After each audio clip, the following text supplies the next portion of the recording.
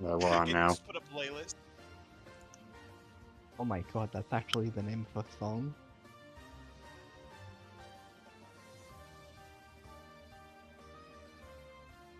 Funny thing is, he probably has said record and we don't know. I did actually.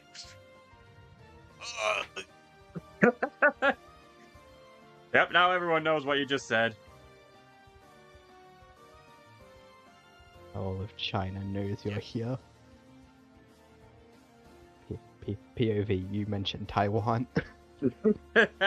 Oh. Rap battles of POV, history. you mean- Epic rap battles of history. Taiwan versus Kosovo. Fucking hell. And then South Sudan comes in. South Sudan comes in for the third verse. This is already off to a wondrous start. Oh god. And we're not getting cancelled for this, mind you. There's definitely another rapper that we can give after those three. But I don't think we want to. I have an idea of Yeah, who you Northern wanna- Ireland. Damn it.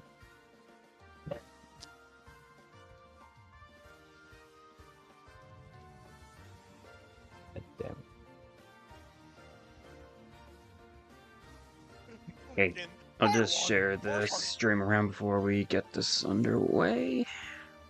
Taiwan versus Kosovo. Oh, goody. I'm putting that in matchup discussion. Oh my What? god. Alright, who's gonna be the one to say throw in Palestine? No. Ooh. Oh, we just started! We're not getting cancelled over this. What, you think YouTube supports you think YouTube supports genocide? Yes, they do. Oh, anyways, Yeah,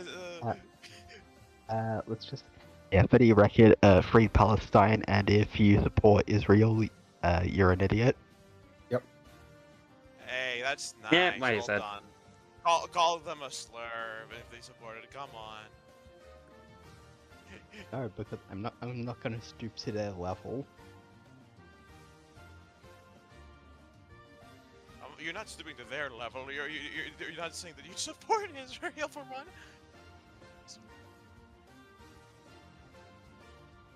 You're just gonna call them stupid regards. You are threading a fucking line. No, I'm not. Again, YouTube allows that one slur. I'm still not gonna say it though. Oh, but we are exploiting those fucking those limits. Holy shit. Okay, God. You bet your ass you are. Yeah, good. When you say that, Greek God, I remember like fucking like one of Vanos's Call of Duty videos, like yeah, and Brian, not the run. It was Call of Duty. I just gotta search his name just to make sure I'm talking about the Rye Irishman. Yeah, Brian. Yeah, Brian got down in a zombies match, and then he says. Then he just said the R word with his full heart and soul. Fucking hell. Okay. Thanks, Brian. So, let me check if we have more than like 2 people watching. Brian, if you're watching this, when are you getting more subscribers than me? Alright, well, I think we can start now, so... For the 2 people in chat, or anyone watching the VOD after this, check the description or the last stream for all the specifications I gave and all that. Just for a recap of what we've ranked so far. These are the best of the best that I've experienced last year, my favorite piece of media, and some new favorites as well. These are all the stuff that I really enjoyed. Not my personal favorites, but I'd happily revisit them.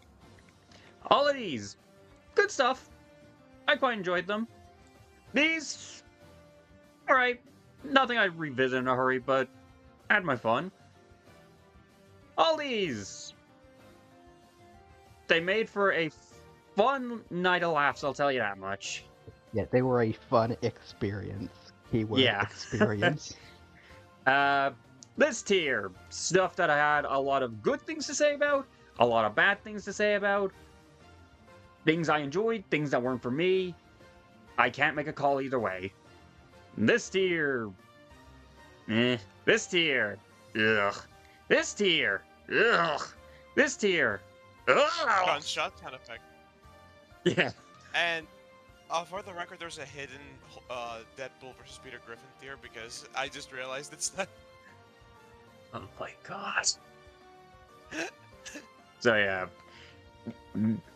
these right here are the last things that we have to actually rank and discuss on here.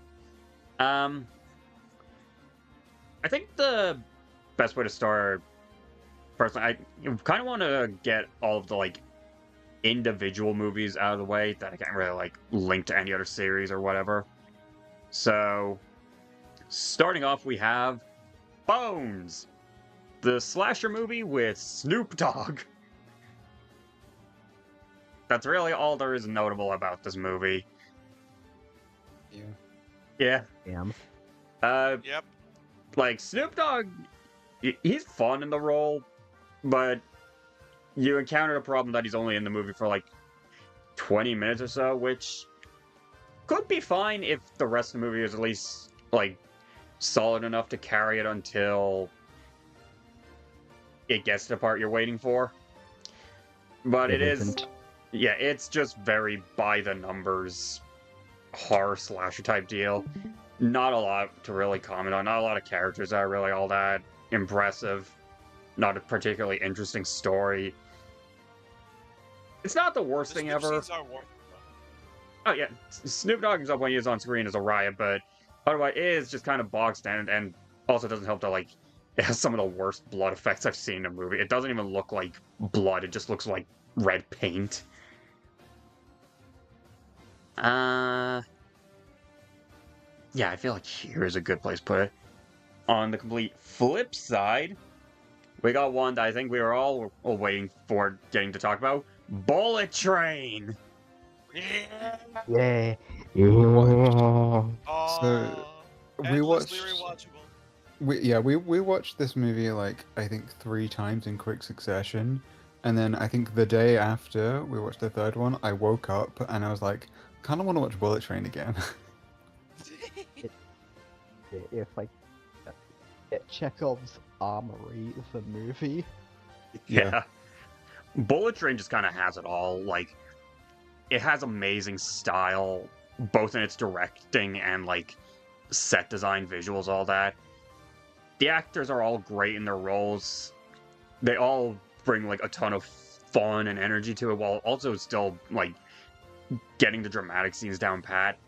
The action is all really fun. The jokes are great. The characters are just super memorable. Shout out to my goats, Lemon and Tangerine. Oh my god, I would watch an entire spin-off show about Lemon and Tangerine. Yeah. I would eat that shit up for him one. The I also Ryan love the Reynolds fact that- cameo is also fucking hilarious. Yeah. Oh yeah, Ryan Reynolds Also- the best character. The fact that Lemon and Tangerine are also played by fucking Craven and Megatron. Yep. Yeah. Yep. Craven, no other guy. No other characters. Nope. That's all he's played. But yeah. There's just so much that you can dissect about Bullet Train and what makes it both really fun and just like also just a really like satisfying movie. Just from like a storytelling perspective. And its whole like theme of like rolling with fate's punches instead of feeling bound to them.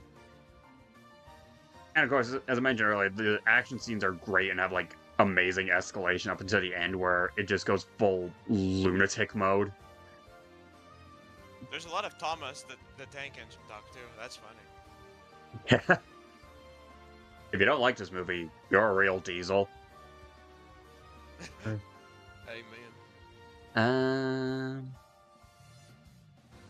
Guess the bit above airplane sounds fine, yeah. Okay, Cool Runnings. Give it to me, give that shit to me. Jamaica, we have a bobsleigh team. Before last year, it had been a long time since I'd seen this movie, but the one thing I always remembered from it was Jamaica, we have a bobsleigh team. This movie's just so fun. Like, I was so worried before, like, going into this, that it would age really badly, because it'd also been a long time since I saw it, and I was the one requesting for us to watch it. I cannot tell you how happy I was to be proven wrong, and the fact that I liked it even more than I ever did before. yeah. It's Like, so good.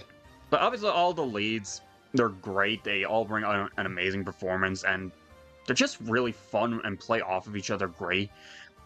But it also has, like, great dramatic scenes as well. Like, the ending where they prove to everyone that being a Jamaican bobsleigh team isn't as stupid as it sounds, and they actually have, like, all the chops to do it. But then they fumble at just the end when their sled breaks down. Yet people still cheer them as they march towards the finish line, because even if they failed in the end, they still prove themselves. Like, it's great. And of course, yeah, as we mentioned before, there's just so many, like, memorable quotes and lines in this movie. Like we mentioned, Jamaica, we have a bobsleigh team. One that always stuck out to me was when they wake their coach up by splashing with water, and I forget which one, but one of them goes, "It's butt kicking time!" That one always makes me giggle. Yeah, it's just such a lovely movie. Still holds up amazingly. That's where I'd put it. Probably, yeah, probably between those two. I'll save Dollar Shark for when we're talking about all the shark movies. I mean, Fantastic Mr. Fox. Yeah, I think we can talk about Mr. Fox and Budapest Hotel. Oh, sorry. Right before we do that, can I also give a quick mention that of all the movies we saw last year, there were two to make Loka cry, and it was Inception, their favorite movie of all time, and Cool Runnings. A reasonable one and Cool Runnings. Yeah. Yeah. Loka, if you're watching this, hi. Look, if you're watching, no, I can't say that. If you're watching this, buy a plane ticket to Ireland and punch Pitt in the face. Editor, highlight that. Anyways, Fantastic Mr. Fox. This was another movie that I hadn't seen in years. Probably since it actually came out in theaters. Until last year. And I'm pretty sure for the longest time it was actually like my one and only exposure to Wes Anderson before we watched Grand Budapest Hotel. And yeah, it's a pretty fun introduction. Wes Anderson's style in an animated movie is like, it gives it a very unique feel to it. The way, like, all the shots are framed, all the characters appear on screen, and especially with, like, the very stop-motion-y look of the whole movie. It gives it a very, like, almost gritty look to it that I think makes it very unique. And fairly grounded acting as well that helps that. It's a movie that I think you can show kids and they'd enjoy, but it feels weirdly more mature than a kid's movie. Not like to the point where I'd call it like adult animation, but very much anyone of any age, I think, can get something out of it. Yeah, it is more sophisticated than most animated movies. Yeah, you want to say, Ozzy? Yeah, it's the definition of for all ages. Yeah, and it probably helps as well that, like, the movie also has a theme that I think can resonate with adults about, like, reliving your glory days without sacrificing your family life and just throwing it all away. And it helps as well that also, the character. George Clooney's there. Yeah, George Clooney's there. It helps as well as just got a fun cast of characters. Even ones that, like, kind of wear on you at the start. They grow on you. Willem Dafoe, you're my favorite. He's my favorite.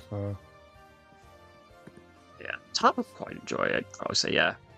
And then Grand Budapest Hotel. That's fucking. This movie was way funnier than I was expecting. I was just fully expecting it to just be like a completely straight-faced drama, but no. This movie has some like genuinely really funny deliveries and lines that make it incredibly memorable. I think one of my favorites is like when the main character is just monologuing on the edge of a cliff with a guy standing over him, ready for him to fall. And then he gets pushed off the cliff and goes, oh, fuck, what was the line? Holy shit, you got him! Holy shit, you got him! Holy shit, you got him! He just says it with such shock in his voice that it's hilarious. It's another movie where, like, Wes Anderson style bleeds through and gives it a very unique look, especially with, like, pseudo sepia tone look to the entire movie. It has a very distinct style that I really like, and it accompanies just the very, like, dry humor and all that amazingly. Yeah, I just really enjoy it. I can't think of a lot else to say, but it's just such a fun watch. So, Oh, Ray Fiennes, we love you.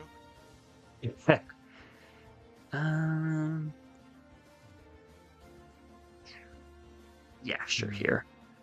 We should watch like more like Wes Anderson movies this year. Yeah. I We'll definitely be want watch to watch. Asteroid City soon. I've definitely got his whole filmography on my list. Yeah. Yeah, I want to check out like Asteroid City and Isle of Dogs. Yeah. Yeah, Bryan Cranston's both of them. So, Knives Out and Glass Onion, then. So starting with Knives Out. My only exposure to Daniel Craig outside of this movie was, who would have guessed, James Bond. So it wasn't... I didn't know what to expect from this, but what I got was the GOAT Benoit Blanc and an incredibly entertaining... Yeah. This whole movie just has, like, a very star-studded cast that all bring their A-game to it. Like, fucking Chris Evans in it is really fun. And just everyone just bounces off of each other beautifully with a mystery that's just very enjoyable to see break down. My memory on the movie is a little hazy. Again, a full year's worth of media, I'm obviously not going to remember everything. But I do absolutely remember, like, having a good time with this. Any of you guys got anything to say on it? Not really. It's a good movie. R.I.P. Christopher Plummer. Yeah. And Glass Onion, I think, is that, but even better.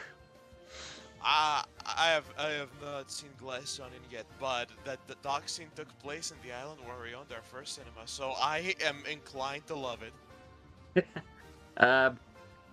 Glass Onion, I think, just has even more, like, memorable lines and moments. Like, I think the one that always sticks out to me is when Daniel Craig character finds out what the whole mystery he's trying to solve is, and just berates the guy for it being the stupidest thing he's ever seen.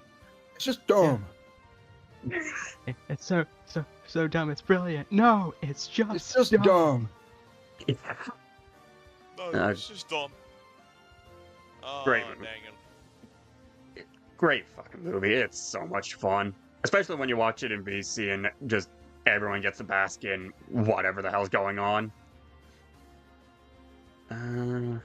Yeah, sure. I think it works. And... Ooh, Host. So...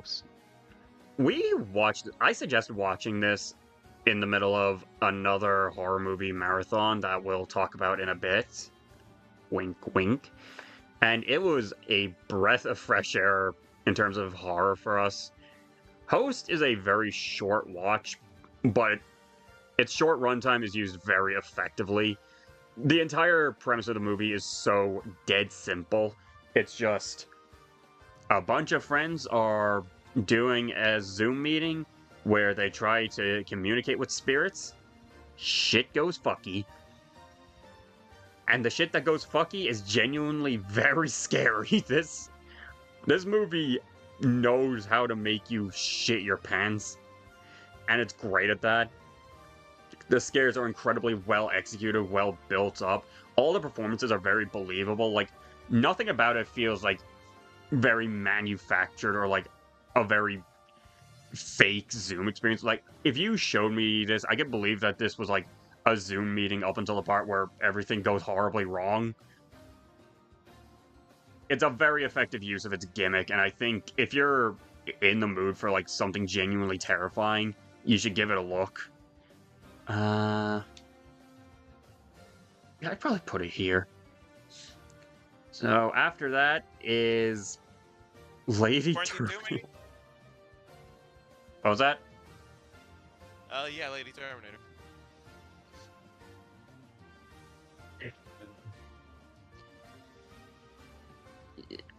It's certainly the third best Terminator movie. That is kind of sad when you think about it.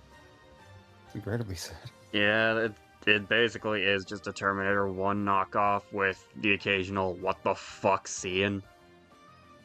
Wasn't there someone who was killed doing the naughties? Incredibly violently. That wouldn't be the first film. I don't remember. But probably. Yeah, the movie otherwise is just really forgettable. There's nothing special about it. There's a guy at the end who's kind of funny. Yeah. And that's about it. On the flip side, we have a movie that's very hard to forget, Matilda. Yeah. Yes. Now, I love this movie. Yeah, this is just a fun-ass watch. Some of the most memorable characters in any movie I've ever seen, like fucking Miss Trunchbull. We were all just like in awe watching this movie and just seeing her go on demon timing.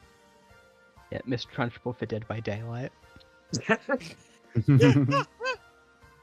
Before Jason, ooh. Yeah. This movie has like a very Roald Dahl quality to it. I forget if it was like based off a Roald Dahl book or not, but It is. oh It is- yeah, it that is. explains it then. But yeah, it has that like signature mix of absolute lunacy, but also like genuine heartfeltness to it that a lot of his stories have. Because yeah, stuff like Miss Trunchbull and all that, those are really fun and out there, but this movie also has like just those moments that make you feel good. Especially that ending when she gets adopted by someone who actually gives a shit about her.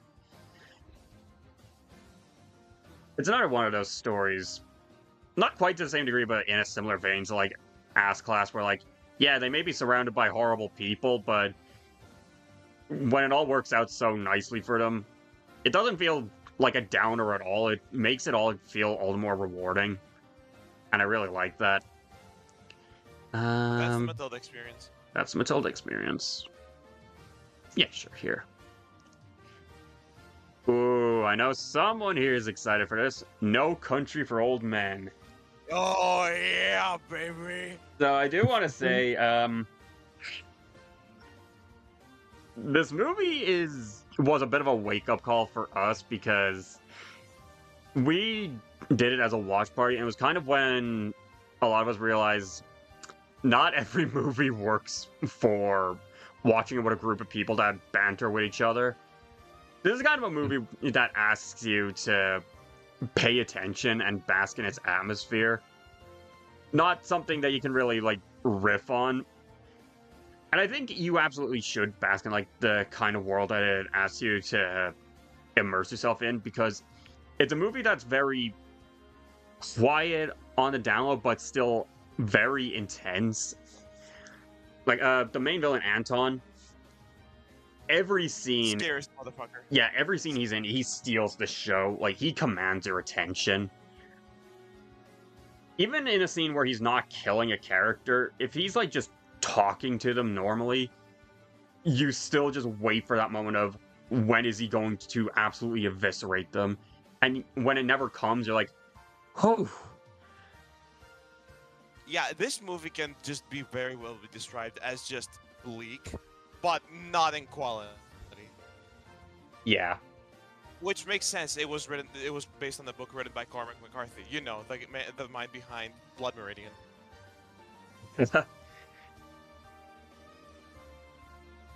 Might not be for everyone, but it's definitely worth a watch, I'd say. It's a great watch. It's unforgettable, if anything. Yeah, absolutely. So, yeah. Pinocchio, a true story. Oh. Leonardo. I think we mostly just watched this because the English dub was hilariously dog shit. I Yep. think the version that we ended up watching is apparently there's multiple. I don't know. Once the humor of the awful acting wears off, it's just another cookie cutter, poorly put together kids movie. So cookie cutter, I can't even remember much of anything. And to think it's not even the worst Pinocchio film of its fucking year. That is truly depressing. At least it's entertaining. What can you do? It's somewhat entertaining at points, yeah. Okay. Quarantine 2 Terminal. So, funny reason why this is here. It was motivated by two reasons. One, I thought it looked really funny. And two, I got to a point where I thought, I want to see, like, how much of what I have included on here, like, how many movies, games, all that I've seen that start with each letter of the alphabet. And Q was the last one I hadn't had anything. So I watched this movie because I thought it sounded funny. It is funny to riff on with friends by itself. It's just kind of a very whatever movie. It's a sequel to an American remake of Wreck, but it's barely connected to Wreck or Quarantine 1 at all, outside of, like, the main villain's motivation. And otherwise, what you get is just a very generic zombie movie set in an airport, which, that's cool. That's a cool setting. It just doesn't do a whole lot with it. The most impactful film this thing did was just give us stock footage for creepypasta narrations. Yeah. It has some kind of cute elements, but otherwise kind of just goes in one ear out the next. It's very not well made, but not to a point that I think it's unwatchable. Just basic. Yeah.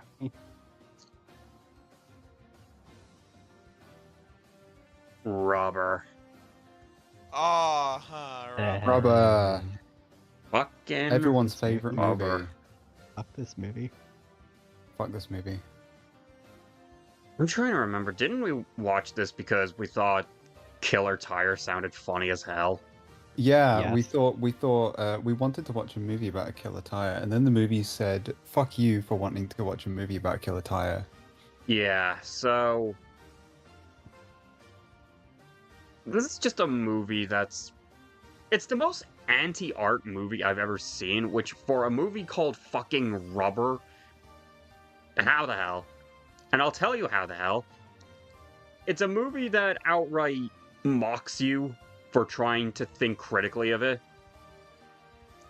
Like, it literally starts with a narrator coming out to just say these little details in all these movies mean nothing. There's no reason to think further on them or why they were chosen. And then it goes even further by having a bunch of people watch this Killer Tire as an audience surrogate that then get killed off out of spite. And the movie just doesn't have any fun with its own ridiculous premise. It just continues to be the worst kind of meta commentary where it's clearly not trying to say anything other than this thing you like is trash. Stop trying to dissect it. In a way, it's the most anti-movie that ever movie. Yeah.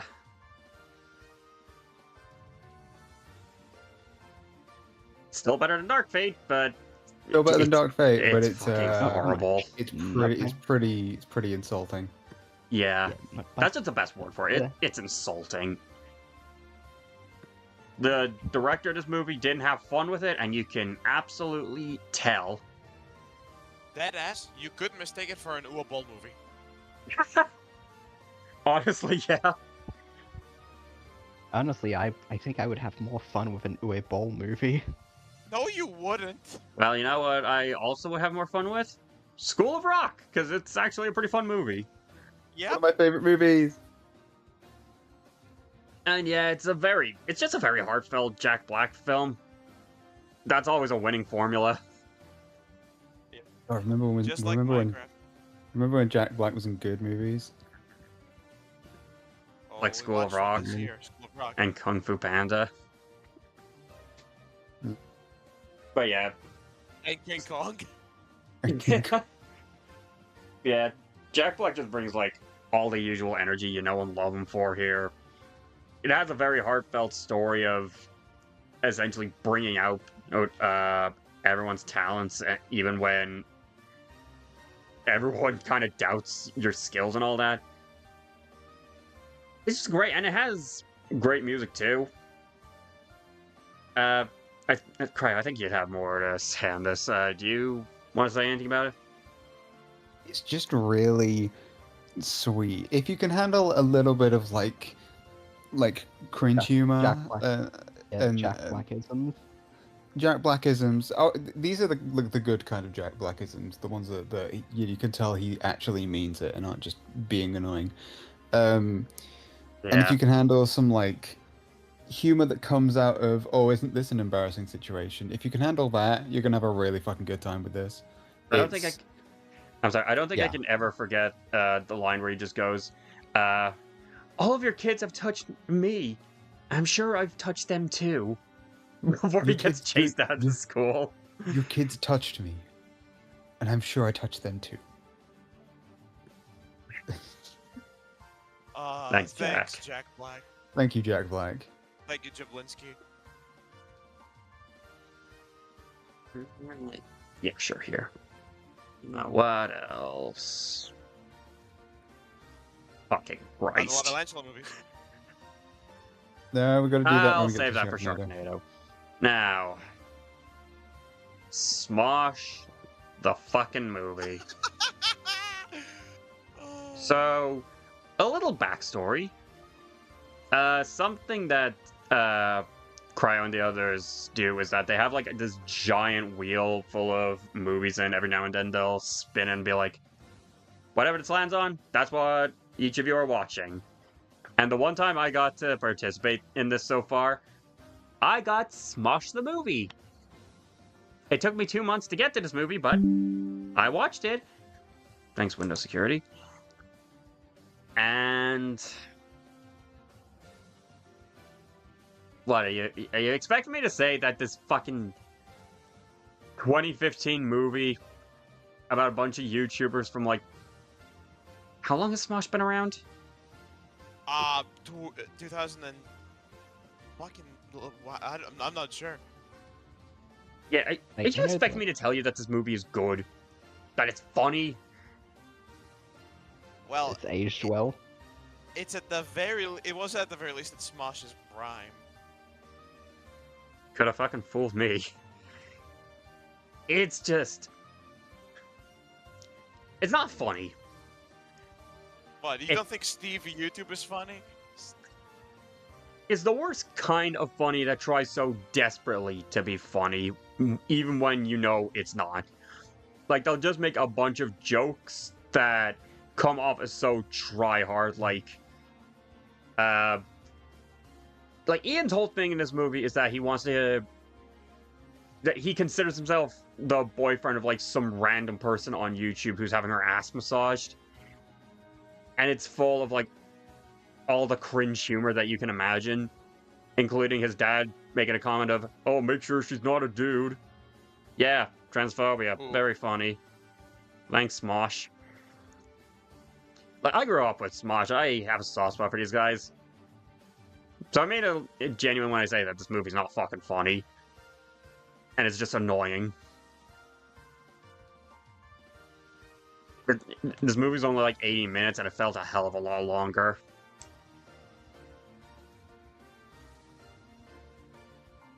Society. I like Society. That is a good movie. Yeah. Society is a hell of a movie, in fact. Where do you even start with it? I don't know. Hey, James, where do we start with it? From the beginning.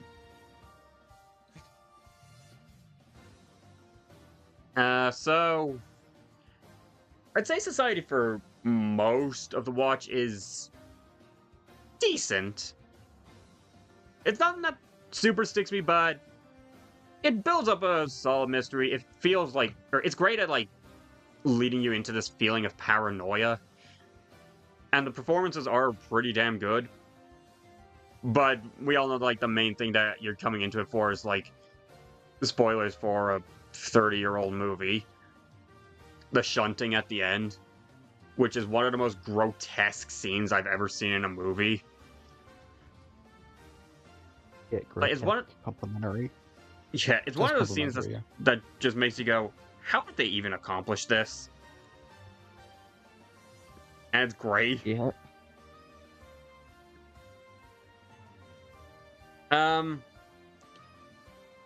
Not a ton else really sticks out to me trying to recall this movie, but yeah, the parts that it does do right, it does very solid, so I think top of decent sounds about right for me. Let's see. Stitches.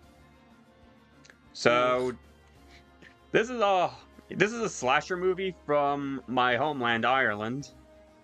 And it's about the most Irish movie you're ever going to watch. If you're not from the potato land like me, these accents are basically going to be indecipherable to you.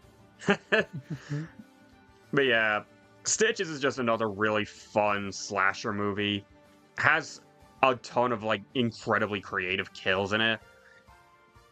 Like the one where Stitches the Clown guts a guy and makes like a balloon animal out of his intestines before using an air pump to inflate his head and explode it. That's right, Art the Clown who? He's basically Art the Clown before Art the Clown, except Very a little more tasteful. Somehow. Yeah, there's other great kills in it too, like he fucking chucks an umbrella through someone's eye, and when she falls over, the umbrella flings open and just sprays blood everywhere. Or a kid that he just like opens the skull of and just scoops out parts of his brain to make like ice cream scoops. There is definitely a lot of stuff about the movie that's in very poor taste, like yeah, the one character is just the subject of 5 billion fat jokes, and there's just a random scene where he beats a cat to death, which, why? Why was that in the movie? But otherwise, I think Stitches is a really fun watch. Especially for someone like me, who's from, you know, the mythical land that this movie takes place in. Yeah. Now, the burning question, do you like it more than all the Leprechaun movies? Maybe slightly less than In the Hood. Damn. Anyways, the boys from Brazil. The movie we've been saving for last out of the entire year. And what a movie it was. Oh, I love Gregory Peck. He's such a funny guy. This movie... Definitely an interesting movie to end the year with. Yeah, like... If I didn't tell you the premise of this movie and just asked you to watch it now, I don't think you could guess in a million years what this movie would be like. It's... Okay, the middle act is pretty dull. Not a lot happens in it. It's very slow, which does drag it out a bit. But the first and especially the third acts are... Holy shit. Let me just paint a picture. The boys from Brazil. This movie's villains are a party of Nazis, as you do. Okay. And they're... A Nazi party, you could say. Yeah. And their plan is to... They cloned Hitler 100 times, and those clones are the titular boys from Brazil. And the main villain is going around trying to, you know, course correct these kids and get them back on the Hitler train. Of course, one of them has his dogs maul him to death, but, like, how do you make up something like this? How do you conceive a movie like this? How do you cast Gregory Peck in this? Why do you have him aura farm so hard as a Nazi? Okay, to be fair, Josie. it makes sense that he would aura farm. Come on. Do I think this That guy movie's was having like? his pinch. Do I think this movie's objectively like good? I have no fucking idea, but it makes for a fun watch if nothing else. Muppets. Yay. Yippee. I mean, Yippee. it's the Muppets Christmas Carol. It's the Muppets, period. Yeah, but especially with Christmas Carol, it's just such a wholesome watch. Like, sure, it might not be breaking new grounds as a Christmas Carol retelling, but the Muppets flair it has makes it all the more charming. All the effects are just great. The puppet work is as good as ever. It has moments of, like, genuinely challenge a child. Like, it doesn't feel like it's holding back just for, like, the younger audience that's obviously targeted towards, which I appreciate. And more than anything as well, the performances, especially from Ebenezer Scrooge, great stuff. Michael Caine. I Michael love Caine. Just Michael Caine. I distinctly remember, like, we were watching the movie, just having our jabs back and forth for a lot of it, and then it got to the Ghost of Christmas Future, and that was just the part where we all just went dead silent just to let the movie play out, because I don't think any of us wanted to make a joke at that point. No, it's you let that one play. Yeah. Great stuff.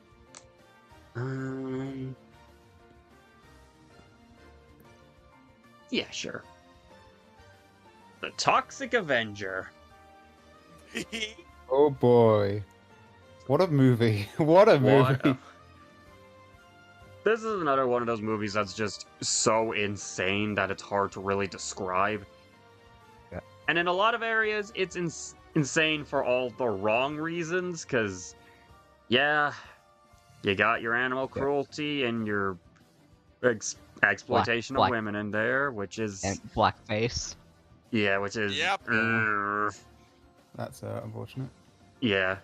Which is a shame, because everything around that is insane in a way that I think makes it really fun. Yeah. Surprisingly heartfelt for, like, such a violent movie. Yeah.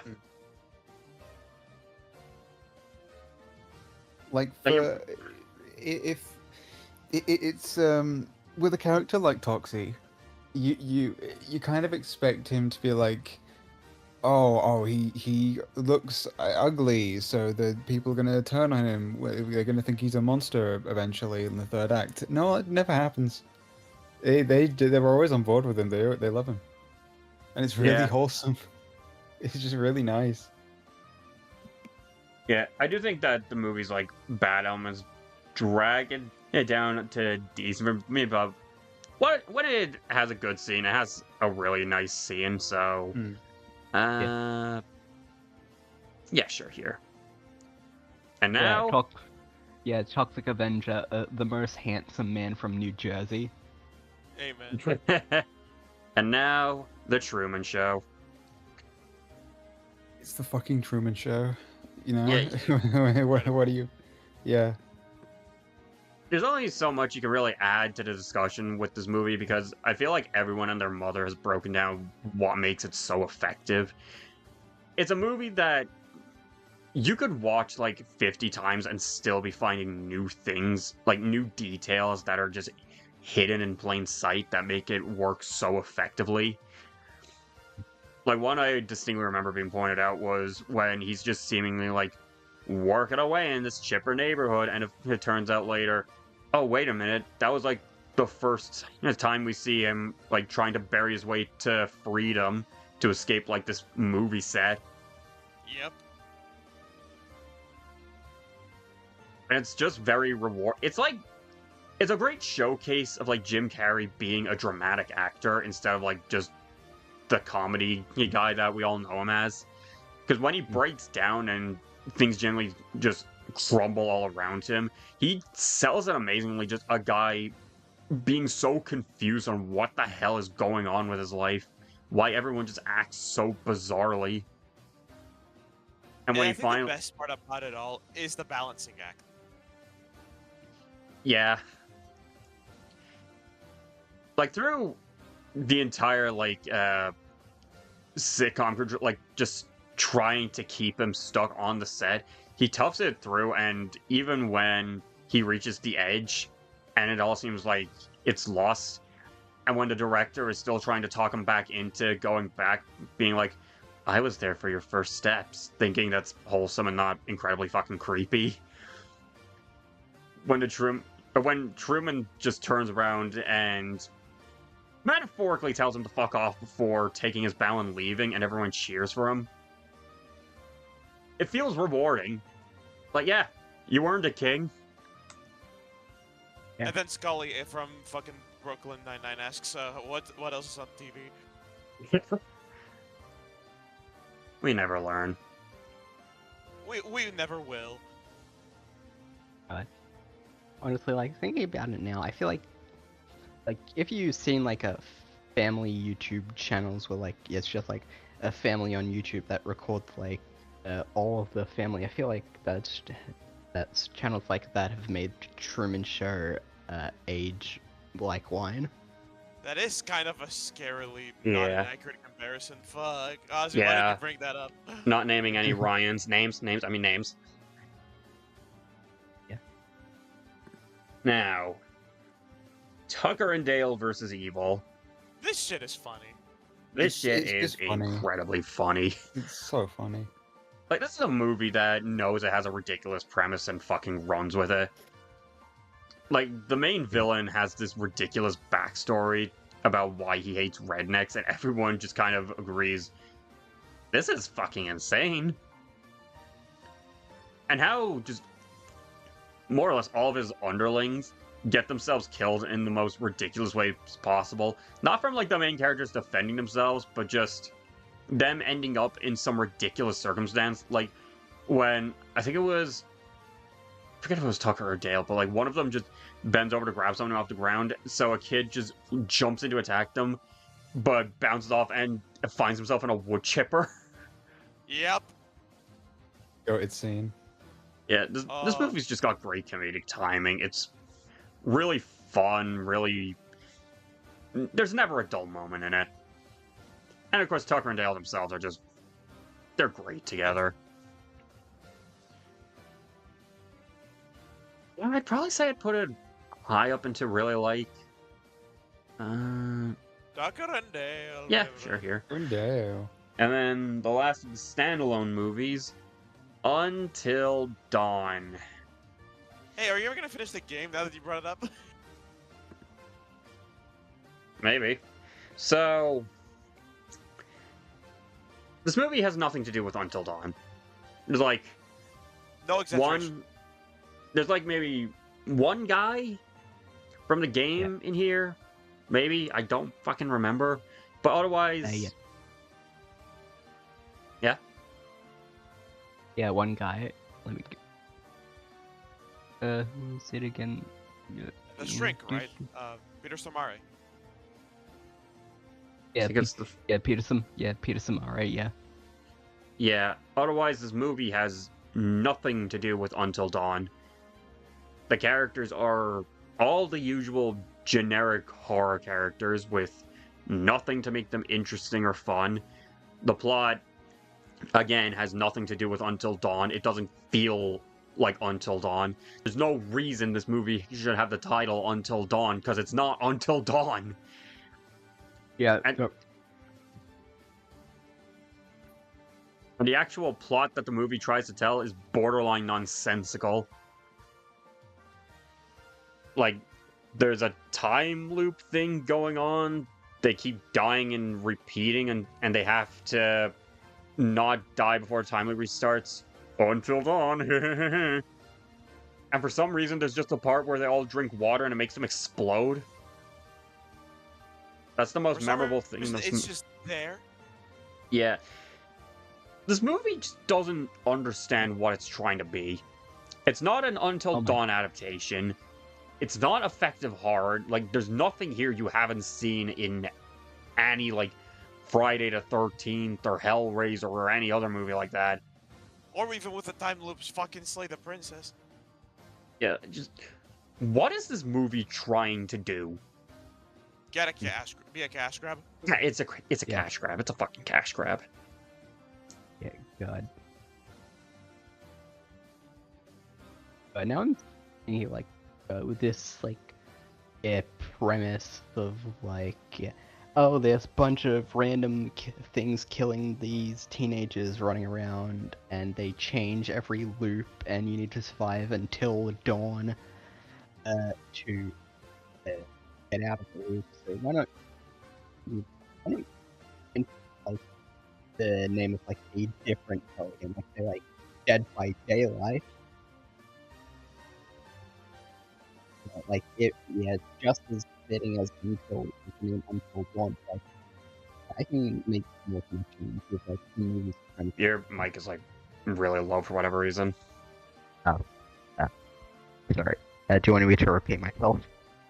Okay, I can hear you better now. But yeah, go on. Anyways, yeah, God. Now, being with a lot of these like connections, like a bunch of random killers randomly showing up, and these kids have to survive until the daylight. Otherwise, like time reloops again. And why not? Good. Now I'm thinking about it. Yeah, it has just as much connections to the franchise in question as Until Dawn. But why not rename the movie something like Dead by Daylight? Because at least I can actually make reasonable connections to Dead by Daylight with this movie compared to Until Dawn. Fuck this movie. Yeah, that I was about to say. I think what's even stranger is that Until Dawn's popularity kind of came and went already. Like, this game was, what, 11 years old by this point? Not many people talk about it outside of, like, the remake, remaster, whatever the fuck that came out not too long ago. So, like, what is this movie trying to capitalize on? That nostalgia. Nostalgia for a game that people barely even think about now? Like, don't get me wrong, I like Until Dawn well enough, but... Really? I think it's because, like, Until Dawn is one of, like, those few movies that, like, Hollywood, like, actually likes because it doesn't play like an actual... because it plays like an interactive movie, not like an actual video game.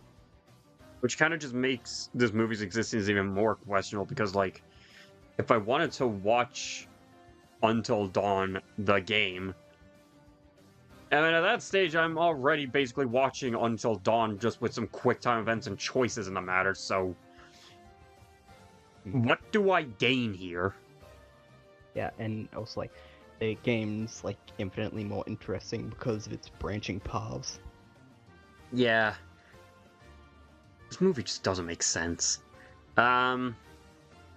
Moving past that, just looking at the list again, there's only one, like, actual manga, comic, anything like that left for me to cover, so I want to get that out of the way real quick. Claymore. So, I'm not terribly far into it, but, again, I read enough of it that I feel like I can have an opinion on it.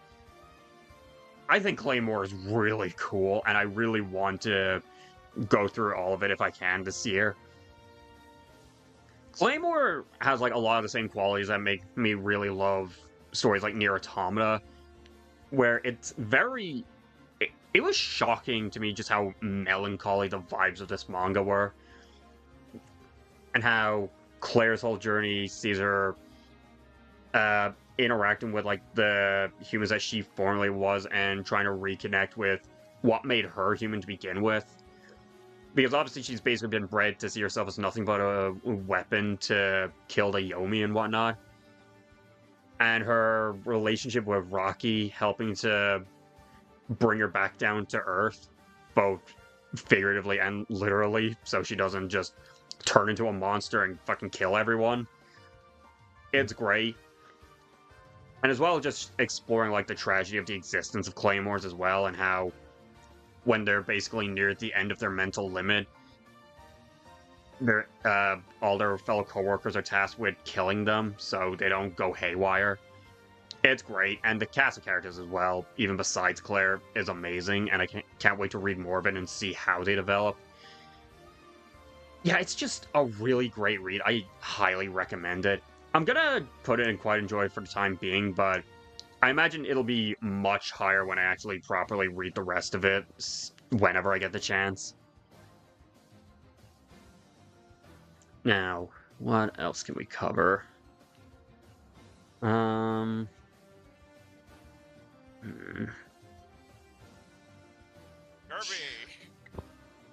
Hey, you know what? We can get the 2 racing games out of the way. So, Kirby Air Riders is in the same boat as Pokemon Legends EA. I got it for Christmas and haven't played through a ton of it yet, but again, I think I've seen enough that I can still have an opinion to talk about. So Kirby Air Riders, I haven't played Kirby Air Ride, so I can't compare it totally outside of like what I've seen from gameplay of it on YouTube.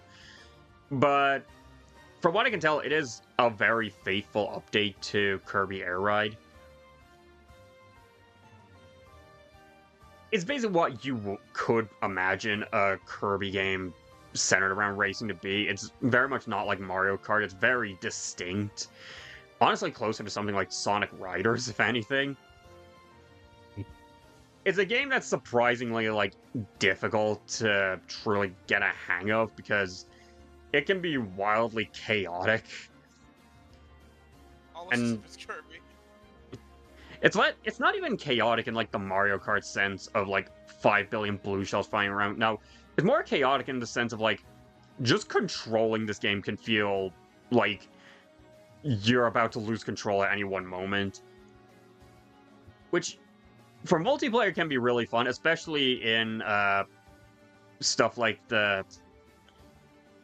I forget what the mode is called, but... the one where you're just flying around trying to get a bunch of, like, power-ups and stat boosts. And also just ramming into everyone. It can be a lot more irritating in single-player for me. I'm sure when I sink my teeth into it more this year, I'll probably get the hang of it and have more to actually talk about. I do want to especially do, like, the multiplayer at some stage, because, I mean, it's a racing game. They're almost always more fun with other players. But as it stands, I'd say decent. And then F-Zero GX. The last F-Zero game we ever got outside of the one that was just the first game, but now there's 99 players. And after playing this game, I'd feel like a dick for saying I can see why. But I can kind of see why.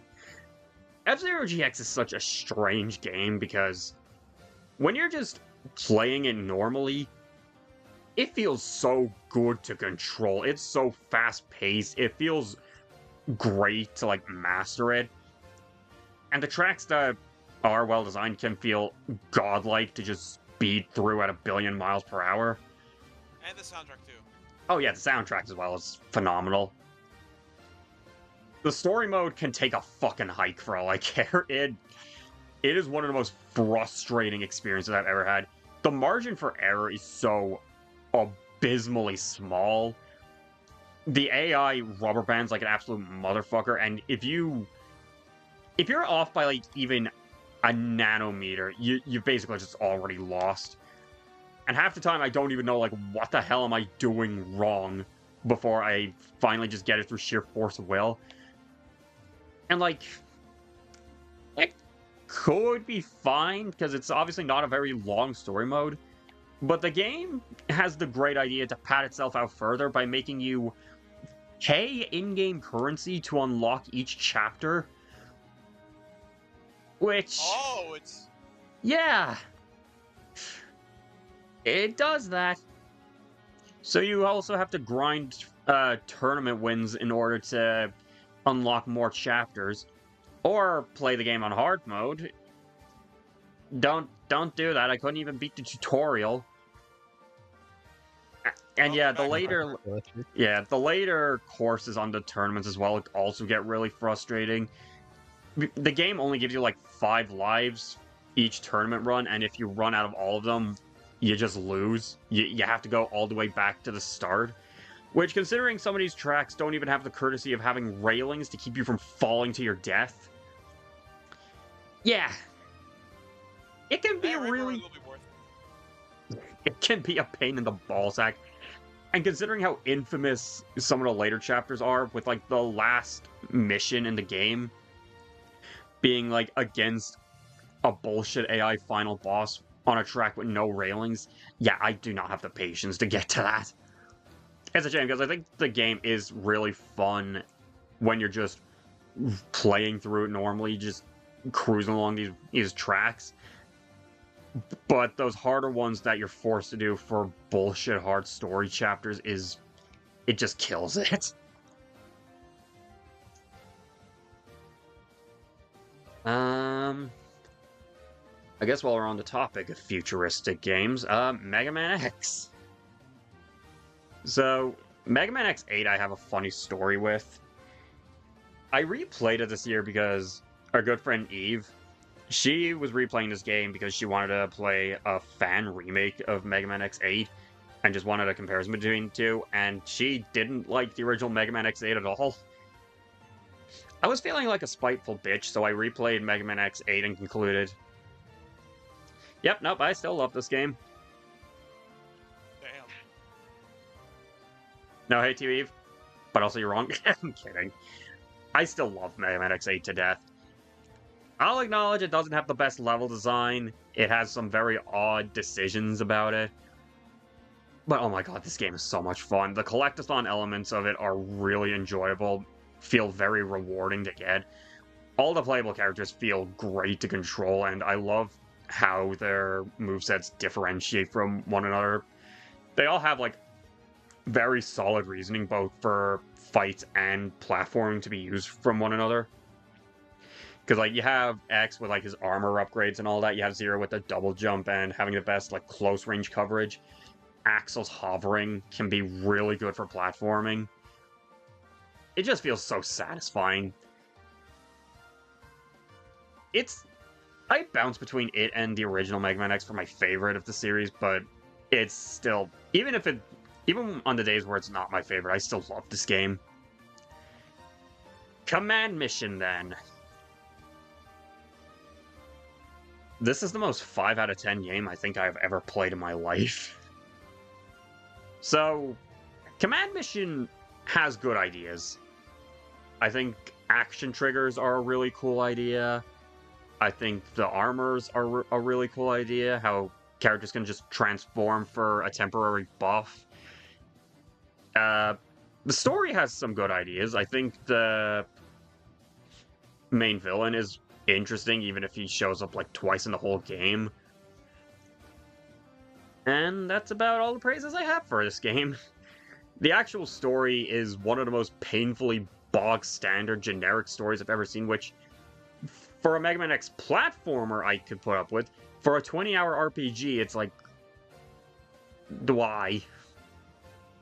And it doesn't help as well that the twist villain of the game, Redips, he's one of the most laughable twist villains I've ever seen. This guy just barely has a motivation or anything, and he just... his turn to villain, he just feels so out of nowhere.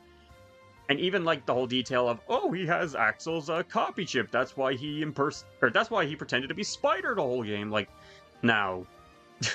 They don't elaborate on it at all, so it just feels like a pointless twist. And it doesn't help as well that the actual RPG gameplay, even with its good ideas, is so unbelievably bare bones.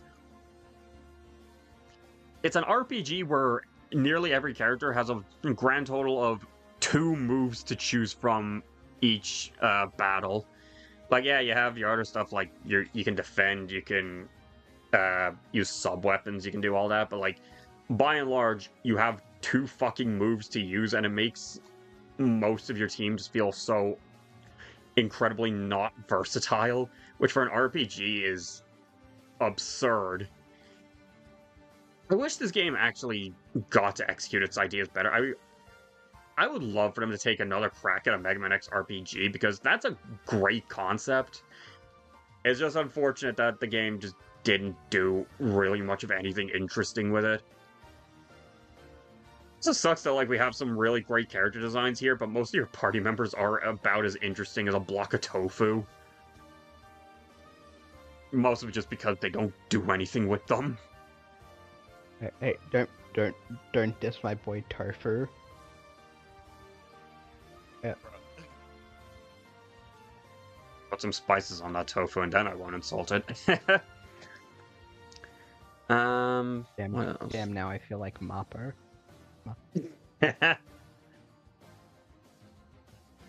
How many games do I still have left on here? 1, 2, 3, 4, 5. You know what, yeah, we can bump out the last few games that are on here. So, starting with Control. So, this was a game that Loka absolutely loves and wanted me and a few others to play. So, naturally, I did. I got the game on Steam, and it's pretty short, but it's a really damn fascinating game. The world that it builds is incredibly interesting, has a very surreal, almost Serial Experiments Lane-esque vibe and atmosphere to it that makes it all super fascinating to just uncover what the hell is going on in this facility, especially when it just starts messing with your mind at the end.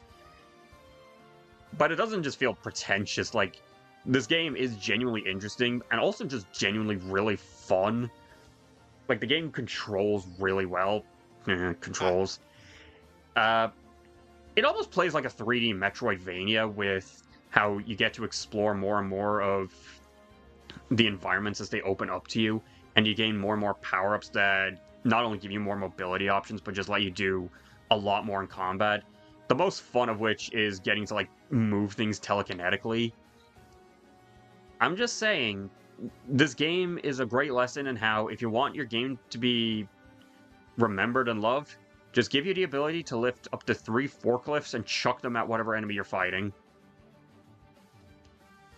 That's how you make a game memorable. Control realized that, and it bloody works.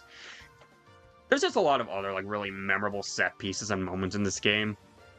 I won't spoil them, but you'll know them when you see them. It's a great time. It is pretty short as well, so you're not breaking your back giving it a look. Yeah, sure, here. Fire Emblem Sacred Stones. I replayed this recently because it's been a good while since I really played a Fire Emblem game, which is funny considering it's one of my favorite franchises of all time. And I wanted to show a friend, and I wanted to show this game off to a friend, so I replayed it, and yeah, I just kind of reaffirmed I fucking love this game. Yeah, sure, here. Sacred Stones in particular, I think, has just a really great story. It's fairly simple, but it's very effective with great characters and a villain that's one of my favorites of the entire franchise with Leon, who's just a prince that doesn't want his kingdom to go to ruin and essentially destroys himself figuring out a solution.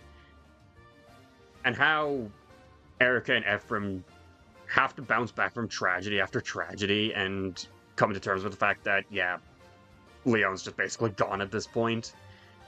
It's nice. I like it. And the game itself it's classic Fire Emblem action, but with a lot of mechanics added that make it great. Like, It's one of the first games to properly introduce skills and branching promotions, which adds a layer of customization that I love to the series. Really, the only like major problem I have with Sacred Stones is that it's piss easy. It's one of the easiest games in the series, with only like, I'd say, Fate's Birthright beating it out. But that also makes it one of the most approachable games for a newcomer, so you win some, you lose some. Now, after that, we have Guilty Gear Strive. Ooh, I love Faust. I'll be the first to admit that I am absolutely horrendous at fighting games. My usual strategy in them is mash every button and hope for the best. Yeah. It works when I play as Kai Kisk, I'll tell you that much. Guilty Gear Strive is the most approachable game in the series by a mile, and I do appreciate that. The game looks amazing. The cel-shaded art style has been perfected by this point. I think the redesigns, for the most part, are all fantastic. They don't lose, like, any of what made the characters look so iconic, but they also still just look great in their own right. The music is some of the best I've ever heard in a game. And again, Guilty Gear, as always, just has an amazing cast of characters, and Strive is no exception. All of these guys are just so memorable, and their personalities come out so great in their actual fighting styles. I did mostly play this with friends. I didn't dive too far into the story mode. But with friends, it's a blast, even though it's worn out the skin on my thumb a lot from just all the button mashing. Yeah. Oh, give me one moment.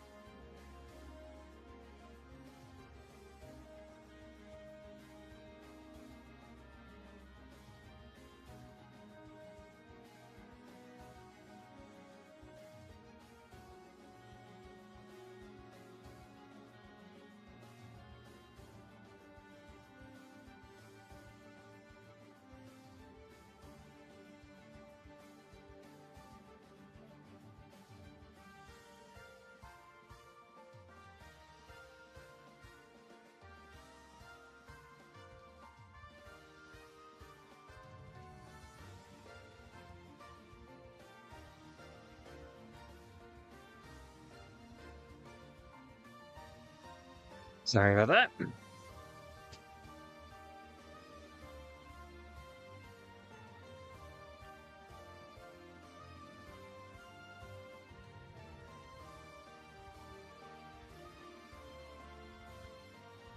Alright, where were we? Strive, I think? Strive, yeah. So, yeah, good game. As for where I'd put it... Also, hi, Will. He just woke up, okay. Yeah, sure, here. Now, Puyo Puyo Tetris. This is a really addicting puzzle game. It's exactly what it says on the tin. It's Puyo Puyo and it's Tetris. I'm not very good at Puyo Puyo, but I can definitely tell you I really enjoy Tetris. So, this game has a lot of fun modes and just feels very addicting and replayable. And it has a very cute story mode on top of that. The characters are all really charming and fun. It's hard to really describe this game because, yeah, what you see is what you get. Just a really addicting puzzle game. I'm sure... We love them. Yeah. I'm sure the sequel is better whenever I get around to that, but yeah. Puyo Puyo Tetris, easy recommendation. It's really enjoyable. Yeah. I should play Puyo one day. I want to learn Your about mic's all of it. muffled. Weird. Anyway, oh god, I should play Puyo Puyo one day. I really want to learn about like Ali and Shizo and all that. And then I think there's only 2 more games on here. Oh, 3 more. Yeah. Alright. It's time. It's time. Time for me to fucking trauma dump. So,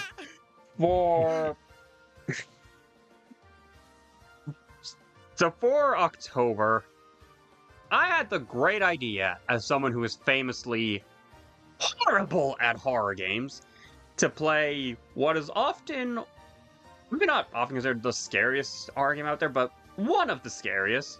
Decided, let's give this a try. You can imagine how well that went. For me, it was amazing, my friend. Putting this into perspective, there was one part in particular that sticks out to me. When I went to Brookhaven Hospital for the first time, I got... First of all, Greek told me that, oh yeah, this is Brookhaven Hospital, and I genuinely crashed out. Like, I was screaming, no!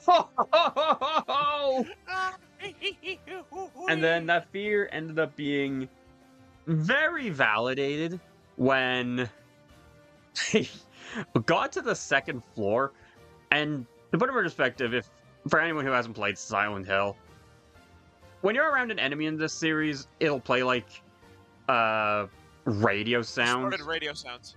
Yeah. I entered the 2nd floor.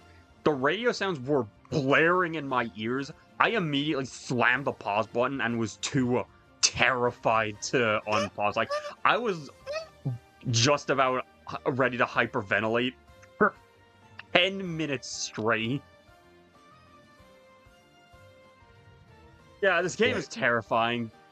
So you can imagine just how good it is that I kept going. Sorry, go on, Ozzy. Yeah, Pit, like, I'm gonna post in DMs, like, art that you made of it. I want you to show it to the stream chat. Sure. Let me pull up what Ozzy just posted. Yeah.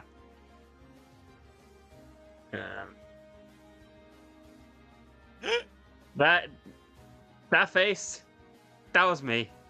That was me the entire time. Oh, what was that one meme of the fucking PitTheSwordmaster 2nd floor playthroughs? It was like Chris Pratt at Hotline Miami 2 and the Scared Squirrel in Silent Hill 2. Hold on, I'll grab that too.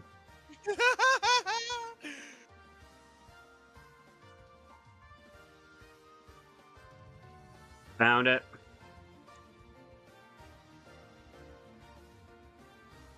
You're still a fucking asshole for that. You fucking asshole. But yeah. Silent Hill 2. This game scared the shit out of me, but I still wanted to see it through because the story it tells is more than enticing enough to keep me going through all the fear.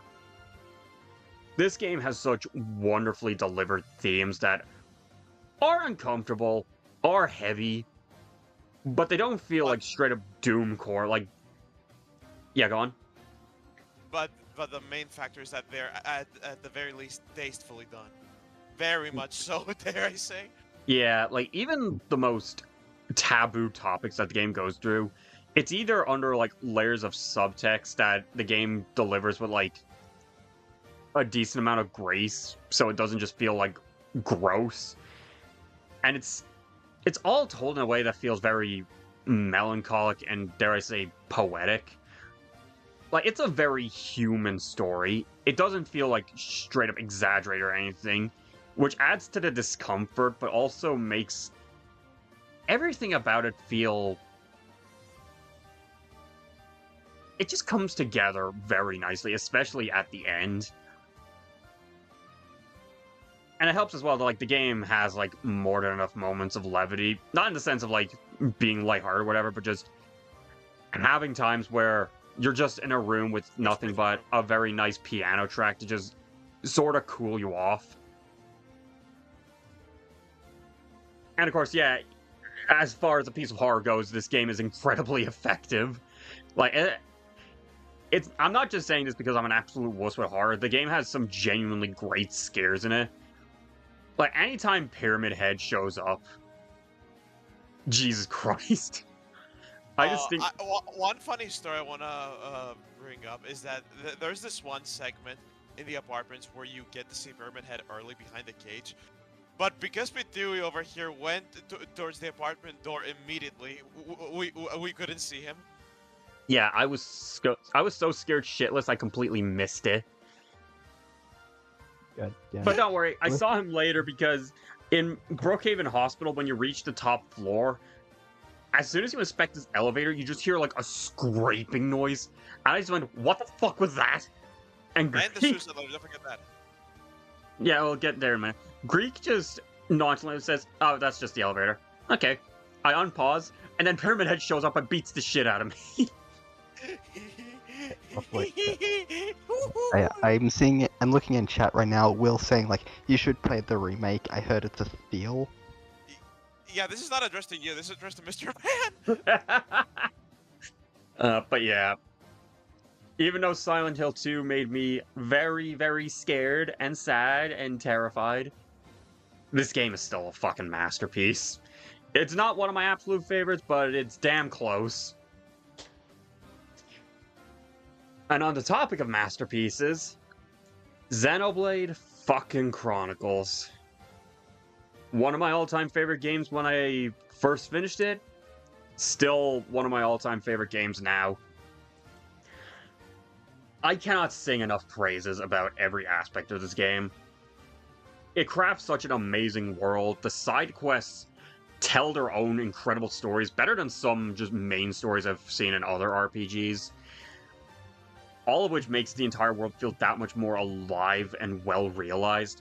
With a main story as well that's just all beautifully told with an amazing cast of characters. Nearly every party member in this game goes through their own arc and feels so properly developed.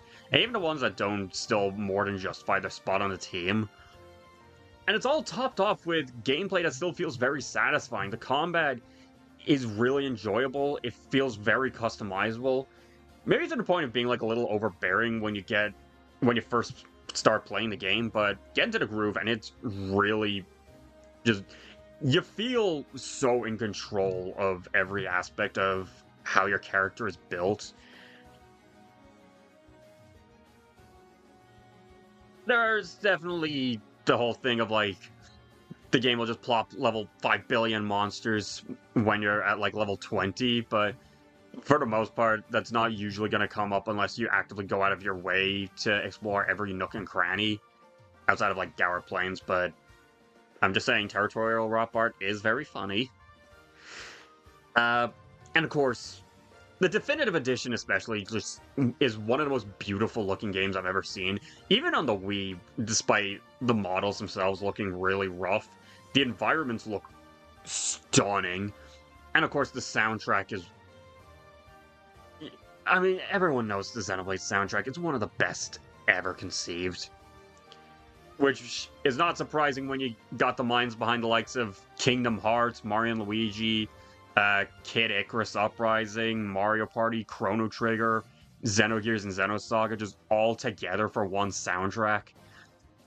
I could keep going on, but you get the point. This game is... You need to play it. It is a masterpiece. And then the last game on here, Xenoblade Chronicles X. Ironically, the last game I beat in 2025. Was it really worth it? I wish I could like this game more. I remember when this game was first coming out, I was so excited after coming off the heels of the original. It was only this year that or last year, that I actually got to beat it. And it was such a mixed bag of a game. I think the good elements of it are fantastic. Like, this game, even on Wii U, looks stunning. The world is so beautiful looking with a soundtrack that's still amazing. Some of the best vocal tracks I've ever heard in a game. What else? Oh yeah, the world itself is just as well realized as the one from the first game. And the side quests carry on the tradition of, like, still expanding on the world of the game amazingly. And the game has some really fun mechanics.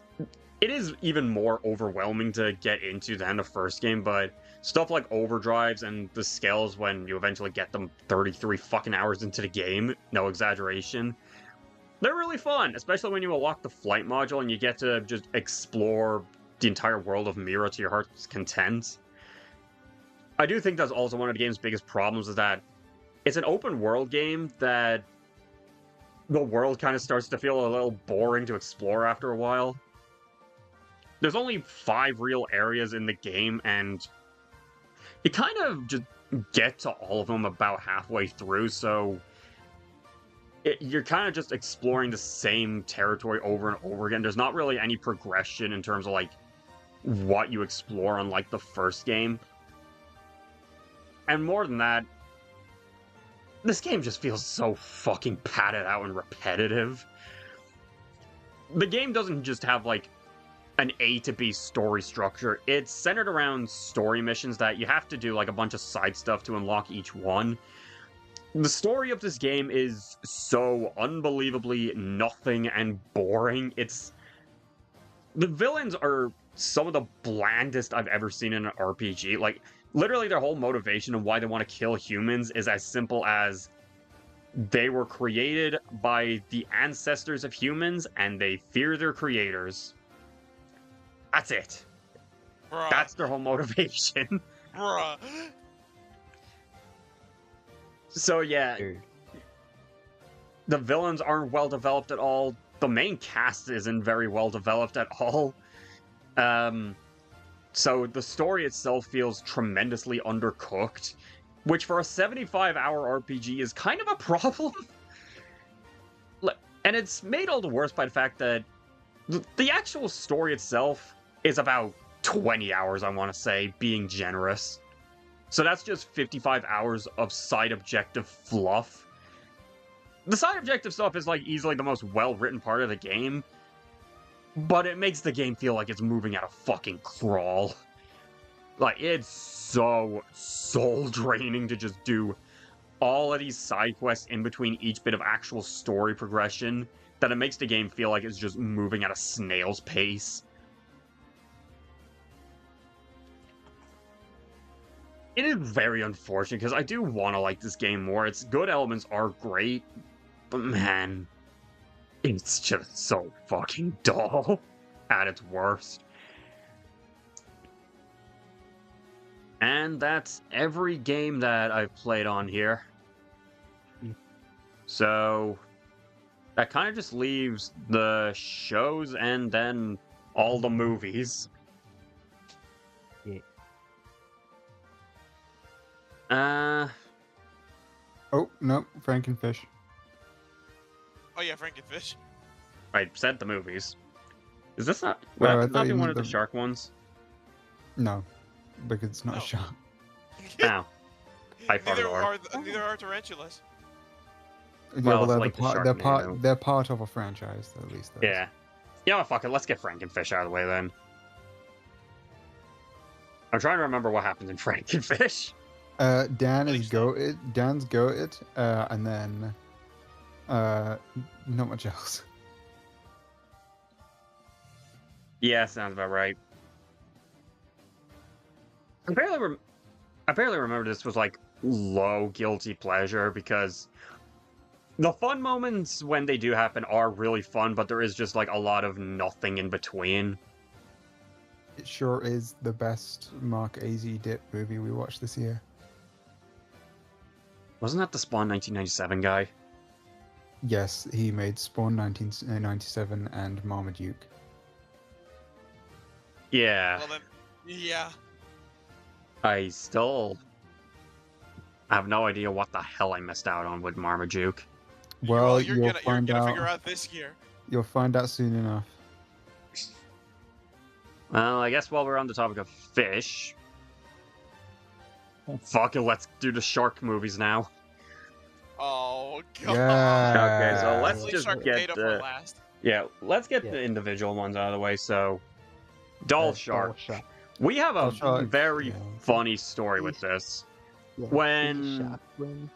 When we Sea tried shark to watch this movie, like, we were having the absolute damnedest time just trying to find the damn thing.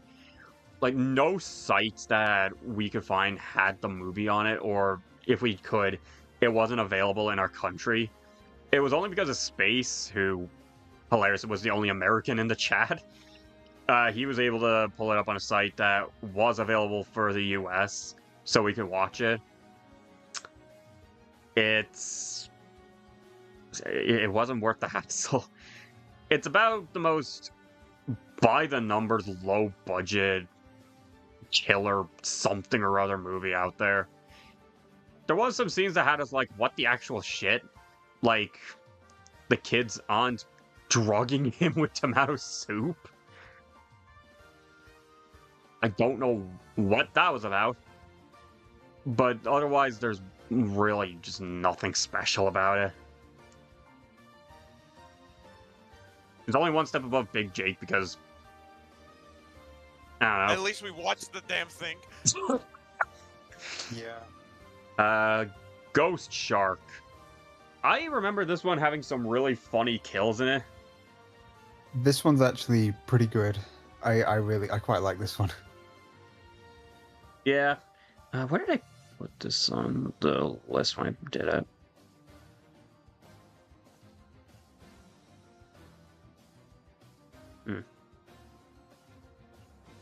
Kind of funny that we have Ghost Shark and Ghost Rider.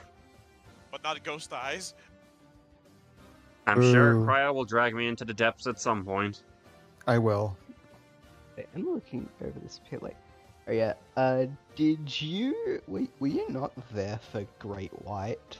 I don't think I was. I don't think you was now. Ah, damn, because honestly, I think it was, of like the Shark Week movies, I think was the best, it was like the best made one objectively. Objectively, I'm it was not the best surprised. made one. Yeah, But it Ghost was Shark. kind of okay. I don't remember a ton of it, but I had it decent on the list when I did before year end, so I'm gonna trust my past self. And I do remember that it had some really fun kills. I would also put it in decent. Yeah, I'd put it in high decent probably. yeah, I definitely remember. I think one part where a guy drank water and the ghost shark just killed him from the inside out. Because for whatever reason, the shark was just able to manifest in any body of water. Because it's a ghost shark and it Why couldn't you possesses the water. manifest within my body? Isn't it like 75% of water, according to Sephiroth? Don't give them any ideas. Okay, for other individual shark movies, we have Pond Shark. Did you see the size of that thing? It looked like Did it you came see out the of the size pond. of that? Did you see the size of that thing? It looks like it came out the pond. It sure is a low-budget short film about a shark. Yeah, but like, Pit, did you see the size of that thing? It looks looks like it came out of the that pond. Thing came out of the pond. I There was Did no way you that see thing that the- came out the pond. Did you see the size of the steak knife? It couldn't possibly come out of your eye socket when I'm done with you.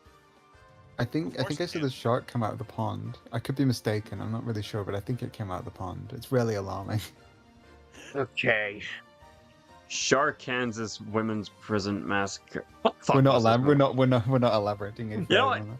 You know what? Yeah, we're Back just and not forth. elaborating on this movie. If you want Go to watch see it, it. by all means, be my guest. You have to see it. It's 10 minutes long and it's free on YouTube. Go and watch it. Yeah, we're gonna stream it here. There's no copyright. Serious answer, not a lot really memorable happened that I can recall. But Yeah, it sure is Shark Kansas Women's Prison Massacre. Yeah, it's pretty forgettable. Yeah. Sharks at a corn. I do remember that Yeah, this one actually had some really funny kills. This one's really good. Yeah. Where did I have it? Yeah, that makes sense.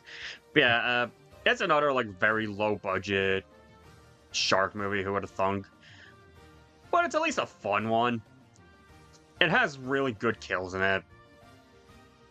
My God, that one kill at the end, like, a shark jumps out of the cornfield into the helicopter. Yeah. Okay, I think that's all the. Sorry. Also, like, I can't remember, like, wait, was it a different one, or was it Sharks of the Corn that had the shark cult? I think it was Sharks of the Corn. But yeah. Fun movie, I'd say. Absolute insanity to watch with a VC. So now I think we can finally get into Sharknado. Wait, are those all the shark movies? I think we might be missing one.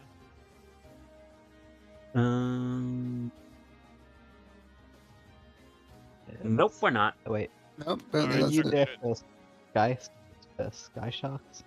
I Sky wasn't there Sharks. for that. Yeah, no. Pitt unfortunately wasn't there for Sky Sharks. Were you not here Yeah. for Shark Exorcist, the best movie ever? No, made? I wasn't.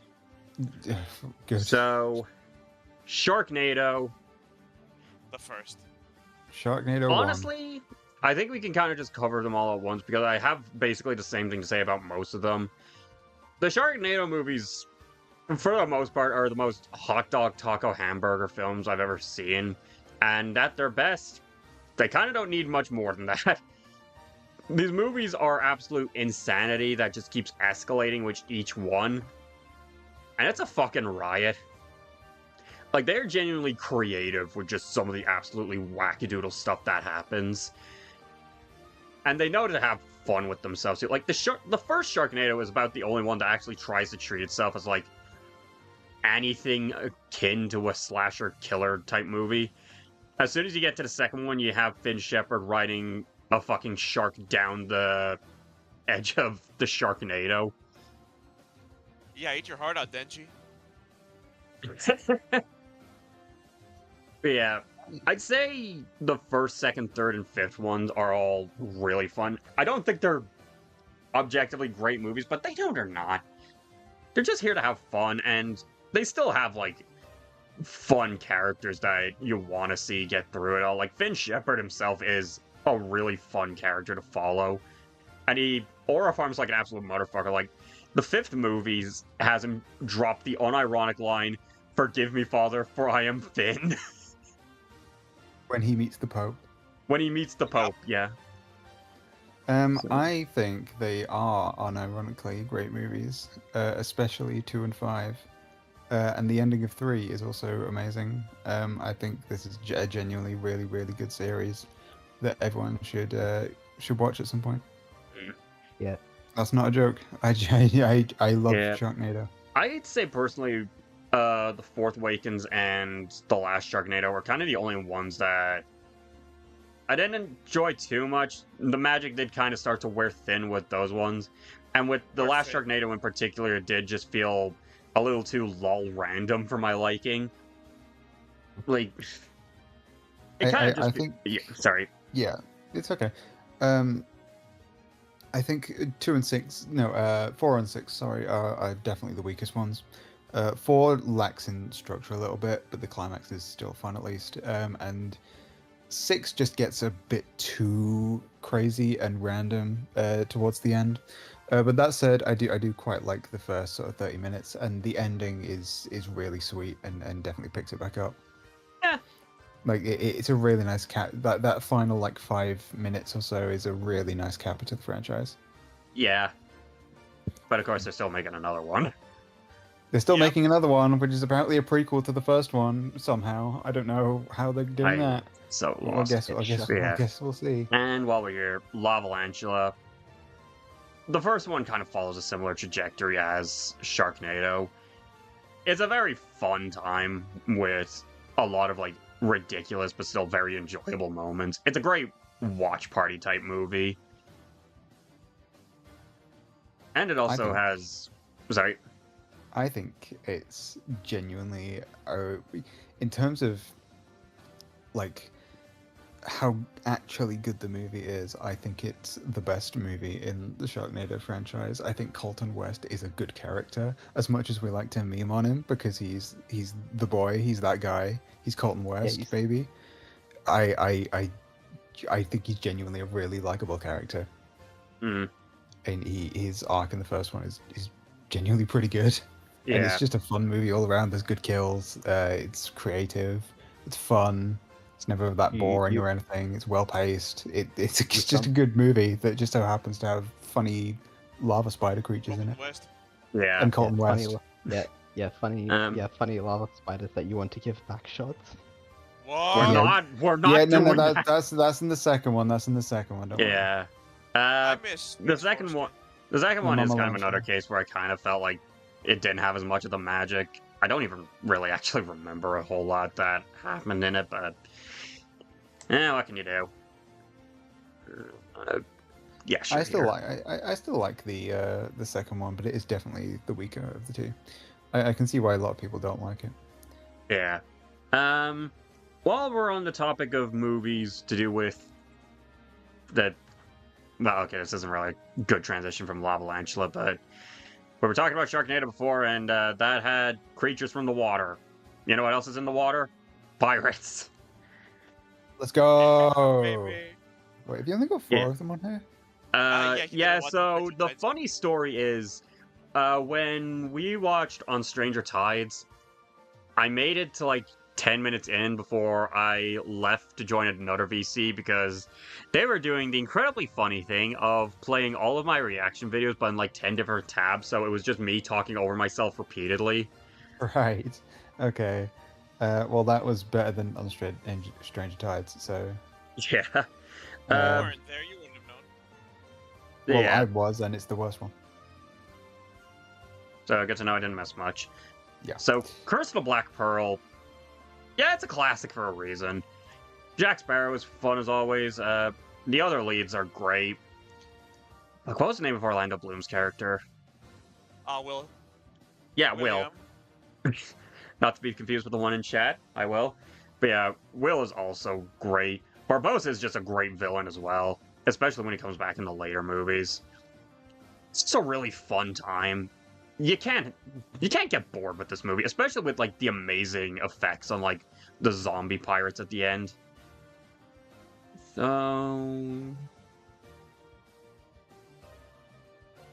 yeah, here seems reasonable. And then the duology of Dead Man's Chest and At World's End, I'd say I like them about as much, if just slightly less than the first one. But they also still have like the amazing effects of Davy Jones, the harrowing encounter with the Kraken, the incredible fight at the end against Davy Jones, and of course Barbossa still being the coolest motherfucker ever. The first movies are just fun. I love Dead Man's Chest. Yeah. Goodness, Quest is so good. And then Dead Men Tell No Tales. It has some of the magic of the original trilogy, but with a lot of other stuff that's kind of not as great. But It's actually the Javier. best one. It's actually the best one because it has Javier Bardem in it. I would agree, but he doesn't carry it the same way he did as Anton. Yeah. Let's be dead ass. Yeah. There's just fair a enough. lot of like weird decisions with this one. You can kind of tell that the enthusiasm was kind of slipping here. And it's not like we're really going to get more of these because we all know how Johnny Depp's relationship with Disney fell through. At its best, it is still classic like Pirates of the Caribbean. It's just got a lot more weird fluff surrounding it. Also, Paul McCartney was in the fifth one. Yeah, that was That's just interesting. funny. Yeah, sure, here. Okay. So, I think we can start bumping off some of the proper franchise... Well, I say that we are already doing that, but... Whatever, let's get into some of the big horror series. We've got, I think, 3 of them to go through, so... Saw. Ooh, baby. So, You might notice a couple entries missing from here because our friend Loka, they wanted to show us all the Saw movies because Loka absolutely loves this franchise. And they did it like 2 movies a night. But unfortunately, I could only be there for like the first odd-numbered one. So that basically just meant I could only be there for 1, 3, 5, 7, and Spiral. But Loka said, no, we're not ending this on Spiral, you're watching Saw X. So I watched that as well, and then our friends Space and Gothic they wanted to watch Saw 2 again, so I joined them for that. God, I remember I was there for Spiral, and God, Loka's crash out was absolutely legendary. Yeah, we'll get to Spiral in just a moment, but for the very first Saw, it's a bit low budget. It's definitely where the style was still in development, but it is still a very gripping movie. Like, you very much want to know, how did these guys end up in this situation? Who the hell is the man responsible for this? What the hell is going on? It has great suspense, great acting, and the twist at the end and the way the movie concludes is legendary for a damn good reason. Maybe not one of my... Since this is Saw, we have to bring up the traps. Yeah. What did the first movie have for traps? It had the maze, the barbed wires, the flammable metal man, and the what's it called? The reverse bear trap. Yeah. Wait, yeah, the reverse bear trap's iconic. The traps in this definitely, a lot of them were like, how the fuck were you supposed to survive this? But I mean, yeah, the Saw traps are iconic for a reason. So, yeah, sure, here. Saw 2, I'd say I liked quite a bit more. I think it has a very fun and creative twist that plays with the changing perspectives between the cop plot and the victims of Jigsaw's traps. And the traps as well in this one are just so uncomfortably visceral, but God, they do their job great. Like, the needle trap is one of the... It's a moment that just makes you cringe to watch, but it's damn effective. And this movie also gets to showcase Tobin Bell for most of the movie, and I mean, yeah, Tobin Bell is just... He's a treasure of an actor, man. You can tell that he's absolutely reveling in this role. Even when he's playing a guy who's, like, as weak as he is, he manages to get into people's heads with his words alone, and he's great. It's no one else could play Jigsaw. Yeah, like... Not after that. It's a bit cliche to say this for some actors I know, but, like, with Tobin Bell, I think it's earned to say there's no one else that could play Jigsaw. Like, it wouldn't feel right. Saw 3... I'm kind of torn with this one. The traps are definitely, in my opinion, some of the highlights for the series. Like, some of these traps just are horrifying to watch. Like, I couldn't even, like, keep my... Yeah, I couldn't keep my eyes on the screen for the rack. That's one of the most uncomfortable to watch in just any movie ever, just any scene, period. So as far as the actual traps go, and even, like, some of the surrounding characters, it's great. I don't like the main character at all. Like, as James A. Janisse, yeah, as James A. Janisse so elegantly put it, slow-ass motherfucking Jeff.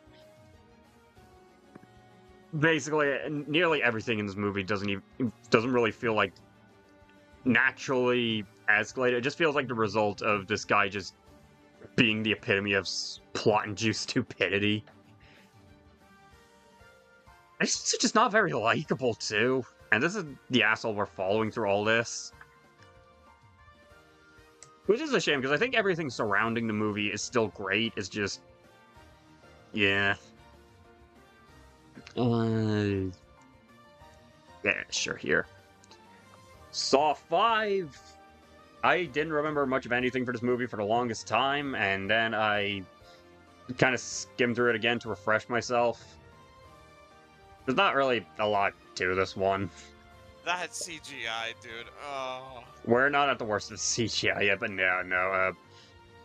The CGI definitely makes a lot of the practical effects just look like in the first trap when the woman gets decapitated and her head just kind of flops to the floor. It looks really stupid. Yeah. Which is a shame because this one also has pretty good traps, especially the last one. Yeah, and it is just unfortunate. Well, the cast as well is just another one where it's like, I just don't want to root for any of you guys. I mean, that's just the issue with the Hoffman movies. Yeah, but it also doesn't help here when like the whole twist is, you could have gotten this out of this scot-free if you actually worked together, haha. Yeah, not like the worst movie ever, just I don't know, man. But it is a Hoffman Saw movie still. Yeah, and then this one by all accounts should be labeled Saw 3D because that's the actual name of the movie, but I'm not changing it now. It's basically a lot of the problems with Saw 5, but now with even uglier CGI because, this is the 3D era. Yeah. Oh shit! Yeah, you weren't there for 6. Oh damn it. Yeah, as far as I've heard, 6 is like a marked improvement on the movies in between, but 6 is between 6 is the best, and the only competition it has is X. I like X more personally, but 6 is definitely second. It's really fucking good. 6 is, yeah, I can agree that it's good. Yeah, and then Spiral from the Book of Saw. What the fuck is the Book of Saw? So, Loka isn't here to crash out over this movie again, but we sure have people here who still have choice words for it, I'm sure. I do. Yeah. Me too. So, just giving my personal opinion on this first. If I were a bigger Saw fan, I would probably be way more offended by this. Semi-unluckily, I'm not, so it only gets to really dislike as opposed to the bottom tier. But this movie is still a massive spit in the face to Saw as a series. For one thing, it's an absolute tonal disaster. Like, Chris Rock, I'm not sorry, but you're not funny. You just aren't funny in this movie. And I don't know why I'd want to be watching a Saw movie for a comedy. And he's also just not a likable character. The cop plot has all the subtlety of a brick to the balls, and that's also just most of the movie at that. Like, there's not really an A plot and a B plot between this and the actual Saw traps. They just kind of cut to them at random. And the twist villain, again, about as subtle as being punched in the face. Like, yeah, the cops are corrupt. They're the reason my dad is dead, so now I want to kill, your dad. Because justice. We're having commentary on police corruption. No. It's crazy how Dark Fate is better than this. It also doesn't help that this movie this movie also doesn't have Tobin Bell in it at all. And it still finds a way to just be a complete spit in the face to his character when you have just random lines like Chris Rock's character saying that Jigsaw didn't target cops, which no, he did. He literally shot one of their faces off in the first movie.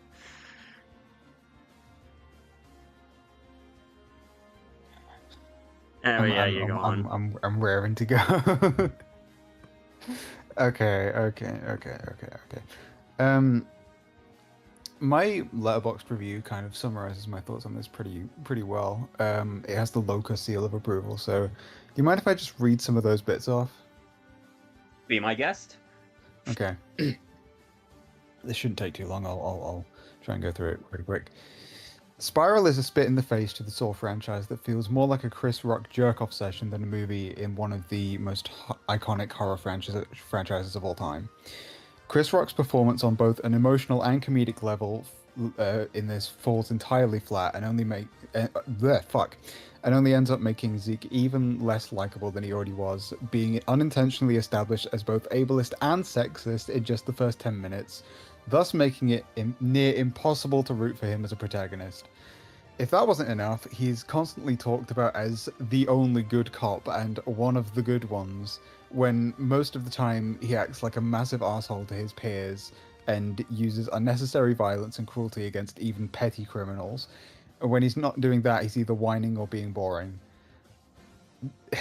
This barely feels like a Saw movie. Not only are the traps all really stupid, unfair, boring, or all three, but this movie's tone is nothing like what has been established for Saw, with its soundtrack not being tense and mellow orchestral music, but hip-hop, which, call me crazy, but I don't think really fits a Saw movie. Jigsaw himself is mentioned about 4 times and is seen in some way exactly once, and I'm pretty sure that's archive footage as well. Tobin Bell wanted to be in this movie, so why the fuck wasn't he? The other movies have him in flashbacks since he's already dead already, so why can't this one? His replacement is a pathetic nothing burger villain whose cheap imitations of Kramer's iconic imagery and style, such as the voice, video recordings, and, of course, Billy, lack all charm and intimidation of John's and feel more like college humor parodies than anything else, and just further emphasize the fact that this film at every point feels embarrassed to be a Saw movie, something even fucking Jigsaw didn't fall victim to. What fully solidifies this is possibly the worst line in the whole franchise. I hated you taught me that for being desperate and disrespectful to Kramer's legacy and character, but John Kramer didn't target cops is just as disrespectful to both Kramer's and the overall franchise's legacy, considering how that is a big thematic element of the franchise that has always been taken seriously and treated with love and care. It is also objectively incorrect. David Tapp, Eric Matthews, Peter Strom, Daniel Rigg, Matt Gibson, Lindsay Perez, fucking Mark Hoffman, all either lead protagonists or major characters, and cops, and people targeted by Jigsaw. But yeah, John never targeted cops. That never happened. Fucking... This film contains absolutely nothing that makes Saw as a franchise fun or memorable, feeling ashamed to be a part of it at all by removing all previous elements and treating all mandatory ones with no narrative care or emphasis, instead focusing on a painfully boring cop story with surface level commentary that has nothing to say other than cops bad TBH. That's about it. I missed out a couple things, but that's the basic. I'm sorry, I missed all that. Can you repeat that? Oh yeah, sure. Hang on. Are you talking about Jigsaw? Welcome to That's the stream, viral. sorry. Welcome to the stream. Spirals. Yeah.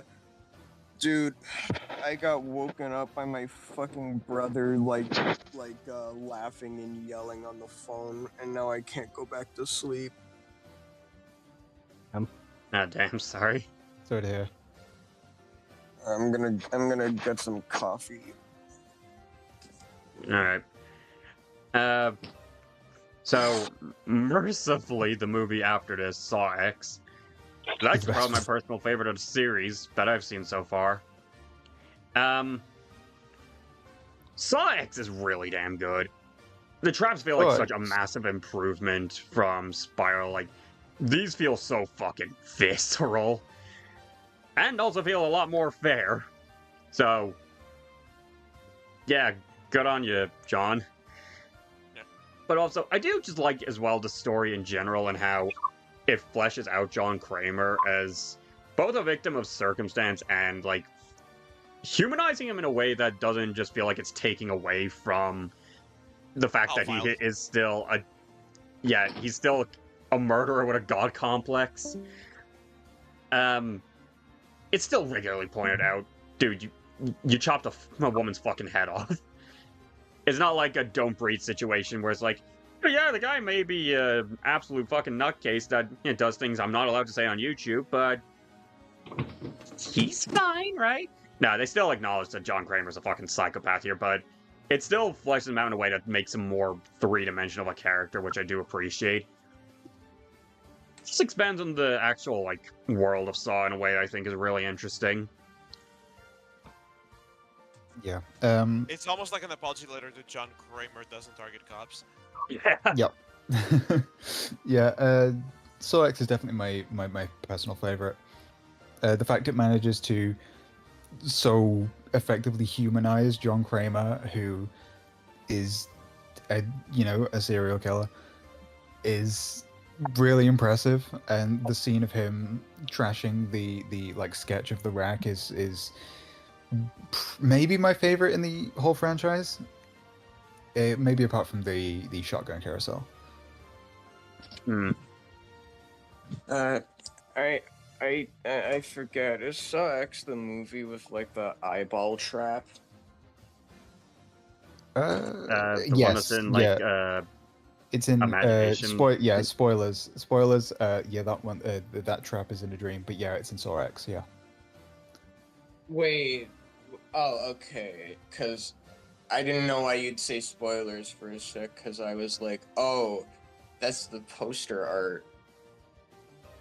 I mean, No, we're saying spoilers for the chat watching, also known as William. Yeah. William. and whoever's watching this after Yeah, who's is on watching the the VOD. VOD, right? Yeah, like you, Steward. I can tell you're watching this. And you, Dennis. Hey, no, leave my boy Dennis alone. Fuck Dennis. Me. Leave my boy Dennis alone. Me after watching the Reze movie. Yeah. Anywho, I kind of want to cover Scream next before we jump into the big two. I love Scream. So, I can talk about at least Scream 1. This is something that I have in the bag.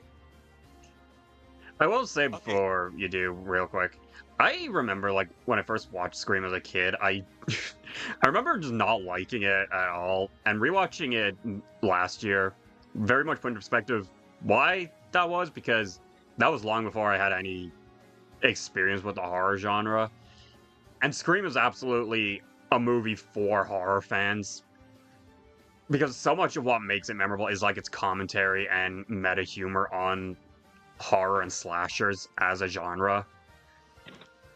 Yeah, but what makes it so great is that it's not in like a very mocking kind of way that I will probably talk about this once we get to it a bit later, that I kind of wish the franchise didn't end up walking into the space of going down of like that kind of rabbit hole of going from appreciation to just parody, because Scream, as much as by all means is a parody series, it's still one that takes itself very seriously.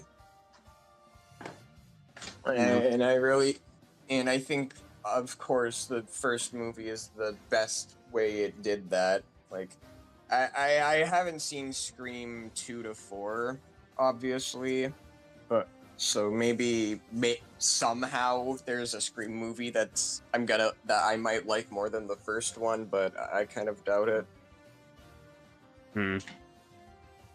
Yeah, Scream 1's like meta commentary.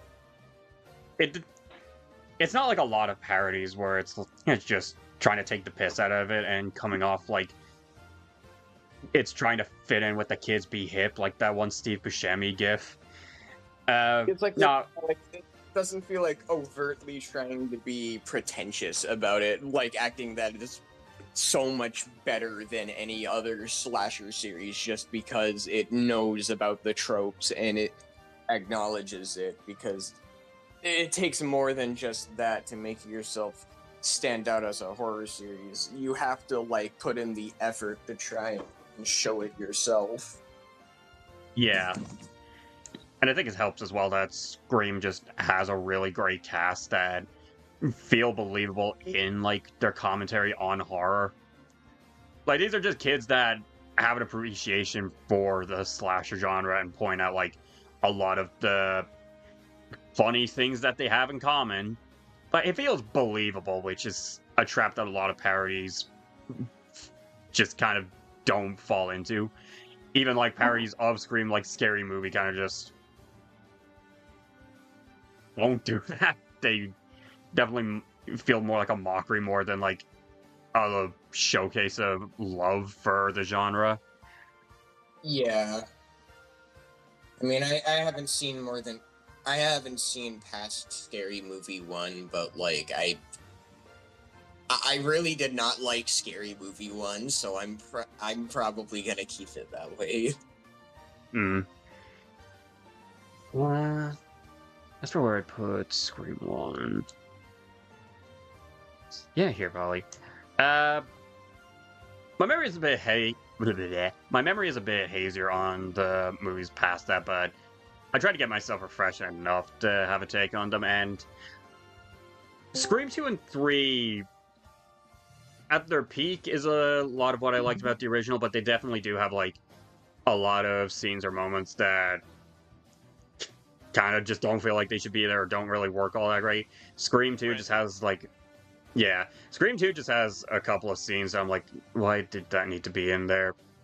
Like that one fucking dance number, which, why? And Scream 3 just kind of, its plot feels a little ridiculous at points between stuff like the voice changer Randy.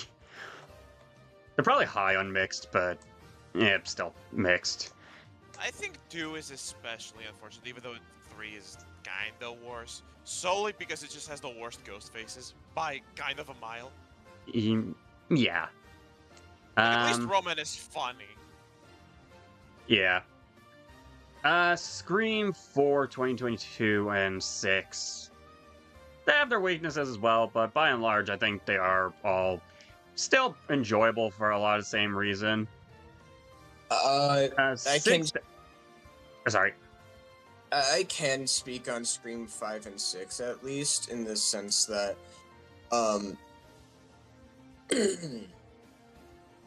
because these are the only other Scream sequels I've watched, and honestly, I'm not gonna lie, the more I look back on Scream 5 and Scream 6, I wouldn't call them bad movies, but I definitely do feel like, it is sort of trying to stretch out what Scream's franchise a bit too much, because I feel like you can only cover so many, like, horror movie tropes throughout a franchise before you just start becoming like exactly what you are supposed to be the whole meta series about in the first place.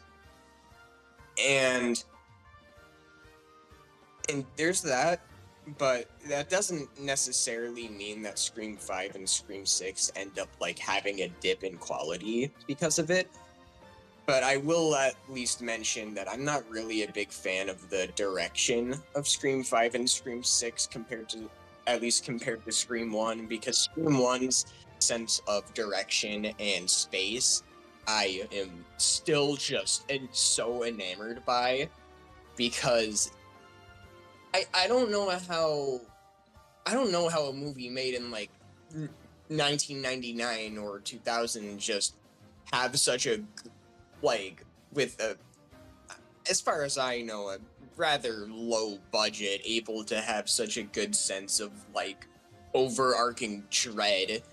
Like, I still can't get over a lot of like the school scenes in Scream 1 and how like claustrophobic they feel. But I don't really feel like I ever get to that same level of fear that Scream 5 or Scream 6 evoke compared to the first movie. Or, like, you know, the same level of, like, holy shit levels of kills, like how Scream 1 did. Like, I don't really think I need to have to mention that Scream 1's first scene is just actually one of the scariest things I've seen in my life. And also just kind of one of the most clever as well with how they market the movie with like a big name actor and then kill her off in the first scene. Yep. So it's like, oh shit, nobody's safe, I guess. Yep. I do want to talk on 5 a bit more, because I do think it's still probably the most competently made Scream movie after 1. Yeah, Just on what it's supposed to be, not parodying exactly, but giving its attention to with the new cast, the remake slash fucking sequel. Yeah, and I think what I really like about Scream 5 is that it finds a way to bring itself back to the home setting of Scream, and like try and have a very sincere idea of trying it to do a, like, I guess not really timeline reset. I don't really think that's the right way to put it. More like back to the basics. And it did kind of succeed with that in a lot of places, but I'm not gonna lie, I didn't really think Scream 5 was all that scary, though. Like, I think that was kind of my big problem with it, because it's funny, I actually do like Scream 5 quite a lot more than I like Scream 6, but I do think Scream 6 is a lot scarier than Scream 5. I think the ghost faces of Scream 5 are very good, though. Like, I honestly, I really want to mention who it was, because out of all actors, I wouldn't expect it to be this person, but I don't want to spoil it, so I'm not gonna mention it. I know who you're talking about, and considering the only other role I know them from, yeah, it is funny as hell. Yeah. And the other one too. He's really good, but he's so good at it. Both the ghost faces in 5 are just fucking fantastic. Yeah. Yeah, I'd say I like 4 to 6 about as much as each other, but probably would rank it something like that. Yeah. And now for the last horror series on here.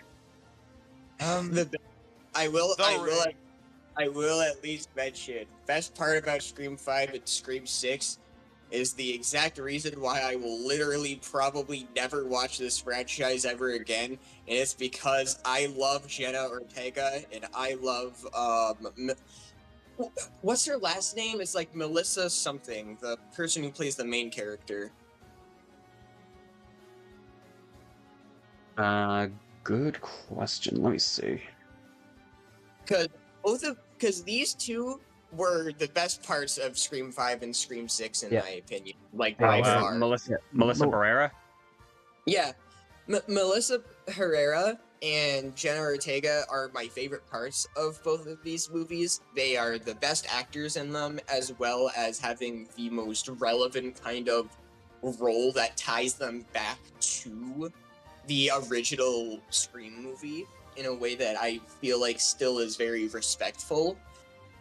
But after finding out why they no longer work for Scream, like, can be in a Scream movie and especially work at Blumhouse anymore, I'm not going to mention it here because I don't want the video to maybe end up getting demonetized because of it. I mean, I don't really think the video would get monetized in the first place. It is a VOD, but regardless, it was really fucked up when I found out about it. I encourage anyone watching, and as well as you guys, to search up why they got fired from Blumhouse. It actually made me very upset. Yeah. Only at Blumhouse instead of Only Olive at Garden. Blumhouse. Anywho. So, for the last proper, like, overarching franchises on here, all throughout October, we got the brilliant idea to watch every movie in both the Ring and the Ju-On franchises. They had the perfect idea. Yeah. They and we. Yeah. I think Cryo, Loka, and myself were the only ones who were there for every single one of them. We did not come out better people for it. I didn't see any of these movies other than like the last part of Sadako versus Kayako. I can't really speak on it. Consider yourself lucky. Yeah. All that I So- know, the furthest about these franchises that I know is that Pastra, a YouTuber I really likes the Ring Grudge franchise. Oh, good for them. Makes one of us. Good So, for them. I like Pastra, but think- I kind of want to go in order from like the ones I liked the most to the ones I liked the least. I could I just say something? Yeah, go on. So Who pinged me? Pet, you know how in recent times we've sort of talked about me and Loka doing a every movie we watch this year ranking for the channel. Yeah. I have some stuff I need to do now, so I might save my full thoughts on this abomination of a month for that if we do end up doing it. But for now, I will give my. Would you mind if I give my very brief thoughts on all of them? It will not take Opinion. my Yeah, go British ahead. opinion on all of them. Okay, so Ring 1995 is complete dog shit. It's incredibly boring, not very well made, and that wouldn't be so bad if they didn't have a certain scene in there, which I'm not sure I can talk about on stream, Yeah. I don't think you can. which is handled incredibly poorly. Ring 1998 is pretty good. I'm glad. I can see why it's a classic. I didn't get a whole lot out of it personally, apart from the ending scene with Sadako coming out the TV, which is pretty iconic and for good reason. It's fantastic. Decent movie. I thought it was alright. Fuck, what came after that? Spiral. The better Spiral movie. Somehow the better Spiral movie. I would still give it like a 1 out of 10. It's got one scene near the start that I think is pretty decent, where a guy is like being dissected and like wakes up halfway through, and it just acts completely normal, and it's really weird and kind of cool. The rest of the movie is the most nothing thing I've ever seen in my life. There is nothing to talk about. Nothing happens. There is no plot, and it's further than boring. It's absolutely awful. Ring 2 is also very boring. I remember there were some bits in the moment that I thought were kind of cool, but I don't remember what they are now, so they can't have been that good. Ring Zero is the best Ring movie. It's really cool. I like seeing Sadako's sort of backstory. Sadako's not the kind of character you need a backstory for, but giving her one isn't inherently a bad thing, and I think this movie does it in quite a good way.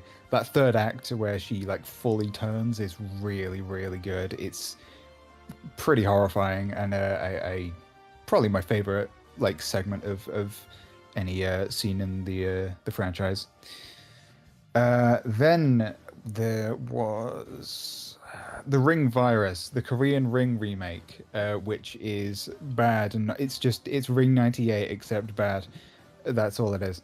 And then I think that was the end of the first Ring stint. So then it was Ju-on the Curse, which is the best movie in the entire marathon. Absolutely. It's also the first movie in the. It's the first movie in the Grudge franchise, and it's the best one, which is a great sign. I remember that you told me that when I was asking you guys all about the Ring franchise, where I'm like, which one would I get a lot of good out of if I just watched by itself? And I remember you saying it's that one, and it was also 98, I think? Yeah, Was the other Ring 98 is probably as much as I like Ring Zero more. 98 is a lot better as like a self-contained experience. Okay. Yeah. I don't. I don't really know how much like extended material like the Ring franchise really has, so I don't really know what like other alternatives of me like investing myself into this series could even be. So I guess that's just the best options I can probably find for myself, because I'm not like you guys. I can't sit down and watch an entire fucking franchise of movies. Like that's just not something I can do. I really think I can do. Like if unless it's like a like shorter and more contained franchise that like doesn't go on for super long, like maybe, but not this. Like definitely not this. That's fair. I guess we are just different, derogatory. Um, We're um, literally watching all of fucking Scooby-Doo for this entire goddamn year. Like, this is true. It's fine. We're not insane. It's okay. Yeah, we are not insane. You on the other Dude. hand. for short. Yeah. Anyway, Duel on the Curse, really fucking good. I'm not generally a fan of anthology movies, but this one does it pretty decently. There's a nice little through line. All the horror moments are really good, and there's a scene towards the end which is quite easily my favorite scene in the entire marathon, both Ring and Grudge. It's really disturbing in a really good way. There's like this one long shot of a guy walking like down the street, and he just, I can't actually describe what happens because it's that graphic, but it's really good.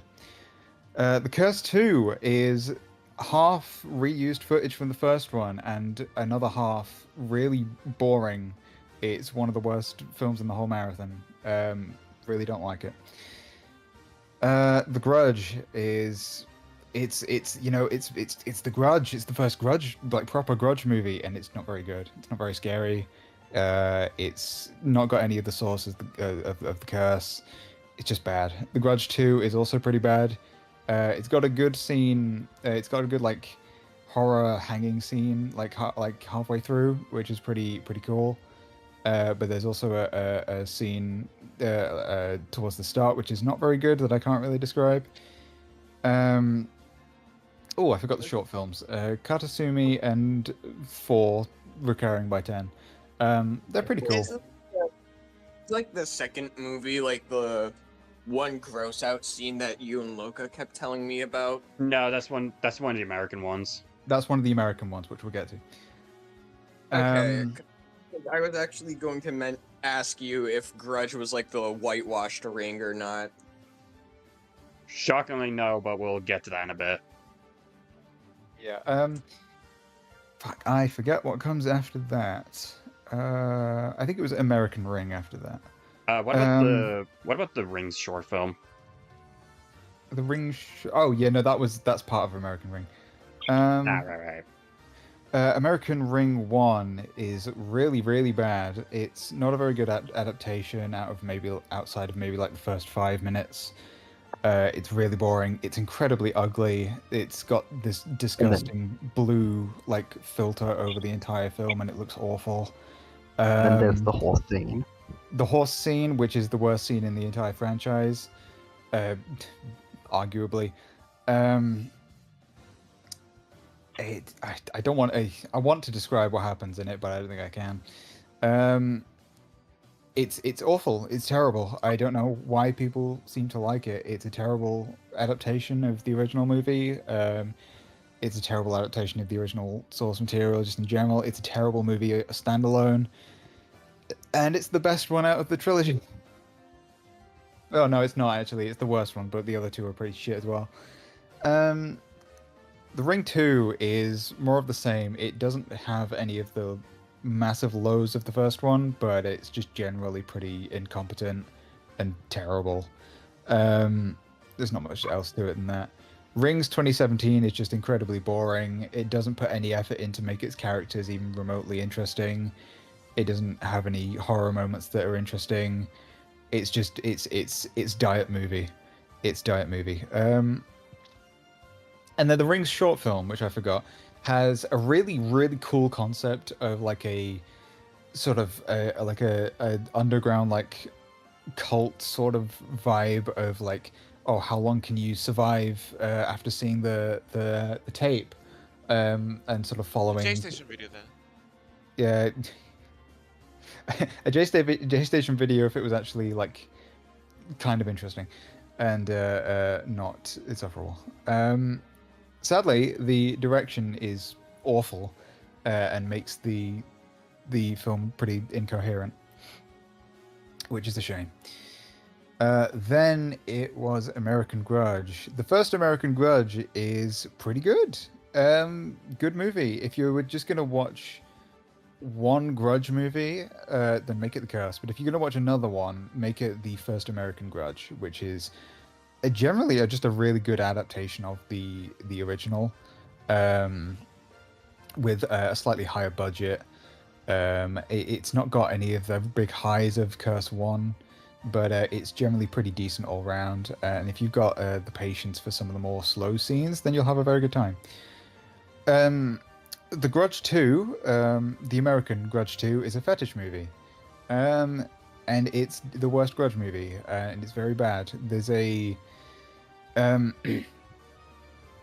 think I can describe this, but it's still kind of gross and graphic, so fair warning for that. There is a scene in this movie which has no relation to any other scene or plot point in the movie, where a girl shows up at someone's door, drinks a carton of milk, throws it back up into the carton, and then drinks it again, which is incredibly not pleasant. And Isn't again, that what Neptune did in that one episode of SpongeBob with the Krabby Patty? I don't know. I don't remember. In the one fucking episode of SpongeBob, it doesn't even remotely sound as disgusting. Because in the episode with SpongeBob, it's literally he spits out the Krabby Patty. It looks exactly like it did like right before he ate it, and then he eats it again. Like, in fairness, so does the milk. So yeah. And then the Grudge 3 is she goes to a fucking hotel or something, I don't know. She goes to a hotel in America, even though that's not how that works, because she has to haunt this one house in Japan. It's shit. It's bad. Don't like it. I'm slowly losing my mind. God, fuck, what was next? Sadako 3D. Oh, joy. The worst movie of the whole marathon. I'm not even gonna go into detail about this one. It's the worst one in the marathon. That's not Sadako. That's not a story. That's not funny. It's not funny bad. It's just terrible. It's awful in every single way. It's a disgrace to the Ring franchise, which I already don't like. Sadako 3D 2 is fine. It's a godsend compared to the first one, but it's still nothing that interesting. I think then was Ju-on Black and White Ghosts. Black Ghost is really boring, has a weird scene at the end that I don't even remember what happens in it really, so it can't have been that weird. And then White Ghost I remember being decent, but then again I also don't remember that much happening in it. So it can't have been that decent. Hmm. And then the last few I think were Sadako 2019. DX, and then Sadako vs. Kaigo, yeah. Yeah, and then American Grudge again. Okay. Oh, yeah. Sadako 2019 starts decent, then really falls off around the halfway point. Has a couple really funny moments, not intentionally so, and also has the fantastic Kazuma, which is, I mean, he's goated. Pretty mediocre movie. It's whatever.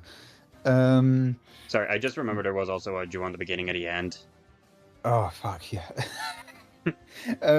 Ju-on beginning of the end and Ju-on the last, or the final curse. They're both bad and they're both really boring and nothing happens. That's all I have to say. And then there was, so we have Sadako Kaiko, American Grudge 2019, Sadako DX, which is the comedy, which has the worst direction I've ever seen in any movie. There was a certain scene where we had to pause to try and count how many times they cut from one shot to another, and we couldn't keep track of it. It was that fast. Awful. Don't like it. Yeah, awful. Don't like it. Bad. Not funny. Grudge 2019. Another one where she goes to America for some reason, and it's a reboot, and she still goes to America even though it starts in Japan, but she goes back to America, so it makes no sense, and it doesn't even have the context of two previous movies behind it. It's awful. It's bad. Don't like it. Oh my god, I'm gonna fucking scream. Remember when we were just here for the Ring and Grudge and laughs? Yeah. Kind of freaking like the movie from 2000.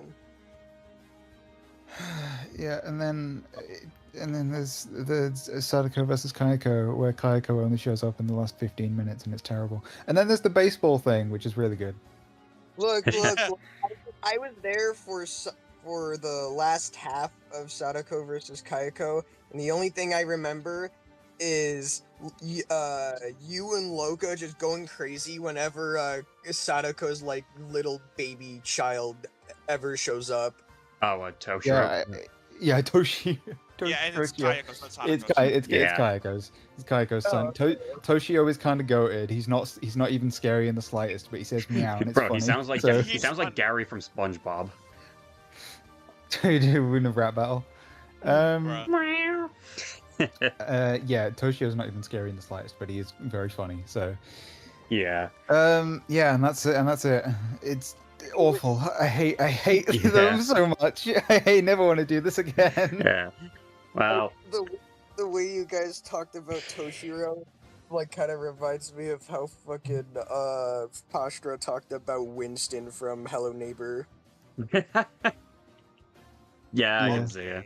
But yeah. Okay, Don't- that's- don't, that's- don't do I think- Toshio like that. I think Yeah, things that's- that I can at least like lightning round through these because you did say a good amount of like what I had to say, but I do have some like my own taste gives out. Just going from like favorite to least favorite. So yeah, I am gonna head off now because I have stuff to do. But it was really nice being here. Yep, happy to have you here. Okay, I hope you watch the All movie. right. I'm going to kill you. Goodbye, everyone. Yeah. Hey, that's Anyways. monetizable. Yeah, so starting from favorite to least favorite, Ju-on the Curse, it's basically the only one that actually felt like a horror movie. It had genuinely did give me a spook, which I really appreciate. It's very entertaining, exciting, good movie. After that is, yeah, I'd say, I'd say Ring 98. It's a classic for a reason. A bit on the slow side, but has a good mystery. The scares it has are good. The scene of Sadako crawling out of the TV is iconic for a good reason. So, probably would put it really low on really like, but still decent placement. Yeah, here. And At then, least it will be on really like. yeah. Grudge 2004, shockingly pretty decent. I like that it doesn't just try to whitewash the Grudge. It's just basically like taking American characters and putting them in the setting of the Grudge, even using like the same actor for Kayako and Toshio, which is really appreciated. And it's decently effective as a horror movie. So yeah, I'd say it's good. After that is... Did I have anything else? Oh yeah, Ring Zero. You know what? I think I'd put it just one above 98. It's a very effective like look into what birthed Sadako as the Onryo, and just like does a great job of humanizing her. The surrounding cast, like her boyfriend throughout the movie, is also great. It's surprisingly solid, and it does make you feel for Sadako, and quite enjoy, considering how, spoiler alert, atrocious Sadako 3D is. Sadako 3D 2 being actually fairly good is bizarre to me. But no, yeah, it's actually quite decent. I How's think the- it's funny. Movies. I Yeah, think like- it's kind of. I think it's kind of funny you were like, oh, spoiler alert, Sadako 3D is bad, even though Cryo went on an entire fucking franchise Yeah, blog rant.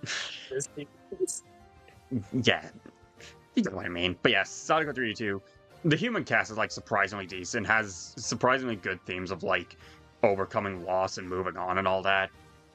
I'd say it's actually a good watch. Indecent. What do I have? Oh yeah, so Ring 2, I actually like quite a bit. A bit on the slow side, but has some decent, like, horror moments, has some decent characters, has some decent decency. Yeah, I'd say I enjoyed it quite a bit. Not, like, amazing, but it's alright. Rings, the CGI does look kind of ass, but it's otherwise a fairly solid little horror short movie.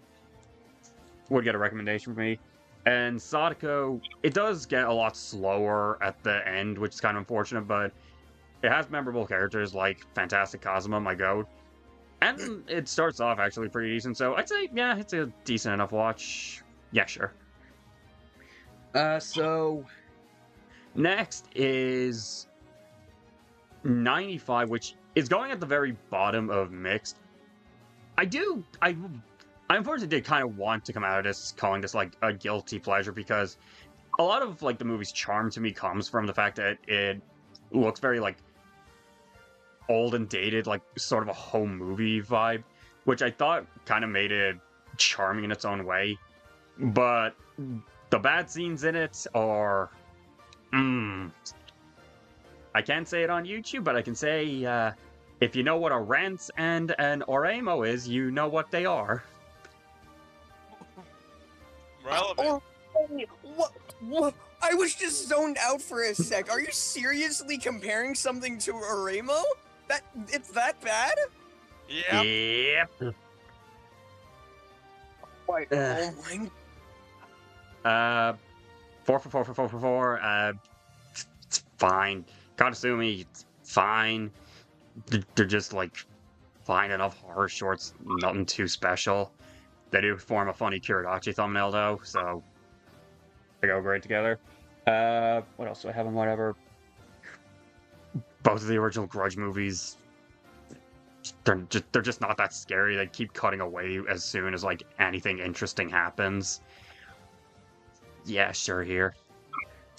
You can tell that the lower we get on this, the more I just don't have anything to say on some of these. I'm sorry, I think I should do that again. Oh, fuck off. Okay, so we've got a good few to go through for here, so... Black Ghost and White Ghost... Like, Black Ghost gets a little higher for having, like, one memorable scene, but that's it. And it's not even memorable for a good reason, it's memorable for a what-the-hell reason, but it's better than just not having anything memorable at all. Fuck. What else? Sadako vs. Kayako. It's a crossover where one of the characters doesn't show up until the last, like, 15 minutes. It keeps blue-balling you, and even then, their encounter at the end is pretty goddamn lame. They literally just clash and then explode. That's not an exaggeration. Okay, but it's responsible for giving us that one shot from the Chainsaw Man opening, so I think that's pretty cool. Yeah. Fair enough. Sadako DX. It advertises itself as a comedy, and it's not funny. Why did that refresh? Whoops. Yeah, don't worry. When you refresh on Tier Maker, it doesn't like Okay, somehow Grudge 2019 ended up there instead. But yeah, Sadako DX. It's not good. What else do I have down here? The Curse 2, it's completely redundant and the original stuff isn't scary in the slightest. Yeah, sure. Really dislike. I don't have anything to say for most of these, so... Beginning and Final Curse, I don't fucking care. Rings 2017, sure, there's just nothing to this. They just blend in, come on, bruh. Yeah, that's the worst part, they just start to blend in after a while. Fuck. The Ring Virus, it's boring as shit and nothing happens. The Ring 2, it's just a whole bunch of nothing. American Ring. It has some of the worst scenes I've ever seen in a horror movie, like the horse scene, which is just straight up animal cruelty that the main character never gets punished for it. The main character is unlikable as shit. It doesn't show, like, any of Sadako's victims outside of, like, brief flashes, which is, like, really stupid. No, her name's not Sadako. Oh, I'm sorry. Samara. Because I'm so fucking American. Yeah, Obliteragato and stuff. Yeah, Grudge 2019, boring, pointless, barely a Grudge movie. That's barely even Kayako. And then The Grudge 2, I have a funny story with this one. I randomly had a craving for a cup of tea midway through, and then Loka just said, because the movie was boring as shit, you know what, you go have a cup of tea, we'll tell you if you missed anything. I came back and Loka told me, oh yeah, you missed the vomit thing that Cryo was talking about. This movie has a lot of other barely disguised fetish moments, and they're really terrible and gross and awful, and this movie sucks. Oh yeah, I forgot about The Grudge 3. Where did I fucking put that? Oh yeah, don't like, sure, this movie's nothing. These movies are nothing. By the way, it's funny that her name's Samara Morgan instead, because the West is that afraid of anything foreign. It reminds me so much of like that one Bullet Train scene where like Brad Pitt's character is like really struggling to say anything in Japanese to like the woman who is like carrying like all the drinks. Yeah. And then the last two, Rasen, which I just called it Spiral out just to differentiate from this piece of shit. Yeah, this is the most uneventful horror movie I have ever seen. The first, like, 5 minutes have that cool little, like, spook that Cryo mentioned, and after that, it is literally an hour and a half of absolutely nothing happening. You ever watched a movie where nothing happens? It's not very fun. It's not a movie. And then Sadako's 3D. It's boring as shit. The effects look awful. And by the way, Sadako is just the Wendigos from Until Dawn. That's not Sadako. So poorly represented. No, I don't even just mean poorly represented. She literally is just the actual monsters from Until Dawn. It's really stupid. I don't know why they did that. Fuck this movie. Okay, so only 3 left. So,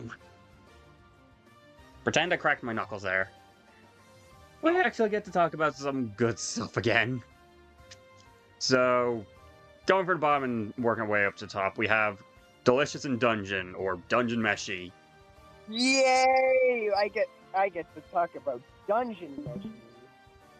The friend who gets to talk about Dungeon Meshi. So Dungeon Meshi, I'm sure most people here have seen this, or at least know what this show is about, and yeah, it's as charming and fun as you can imagine. It has a surprising amount of dramatic moments in it too, which points it did feel a little tonally dissonant, but it also does make the world feel that much grander, which I do like. And the characters themselves have great chemistry with one another. And it's also just really, really creative. I honestly really like the drama parts in Dunmeshi, because if Dunmeshi was just like a regular like slice of life series, I feel like I wouldn't like it as much. But since it is a serialized narrative, I feel like all of its potential can really shine this way. And especially through, in my opinion, the lens of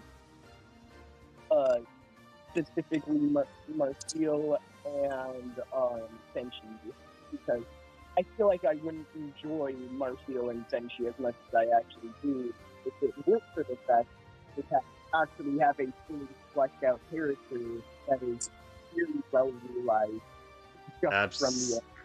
Sorry, your mic is getting really muffled there. Everyone's mic is getting muffled, good god. Okay, yeah, it's better there. Like, I feel like I wouldn't like Marcel and Senshi as much as I would if it weren't for the fact that they are already very realized characters just from this one season alone.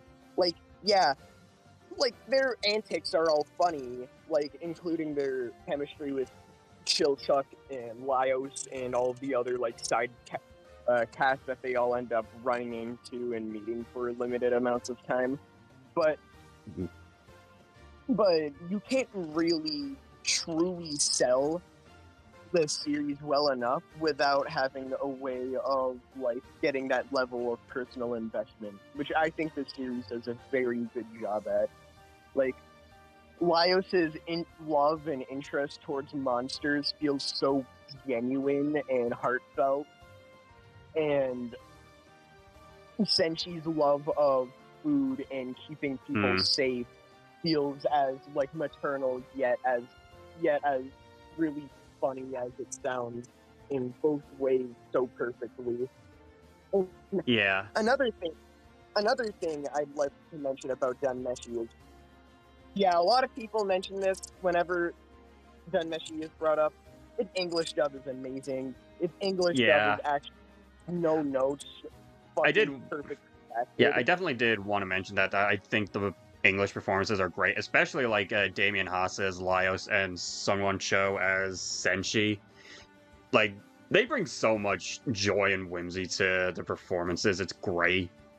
You can tell they're having the time of their lives throughout this whole thing.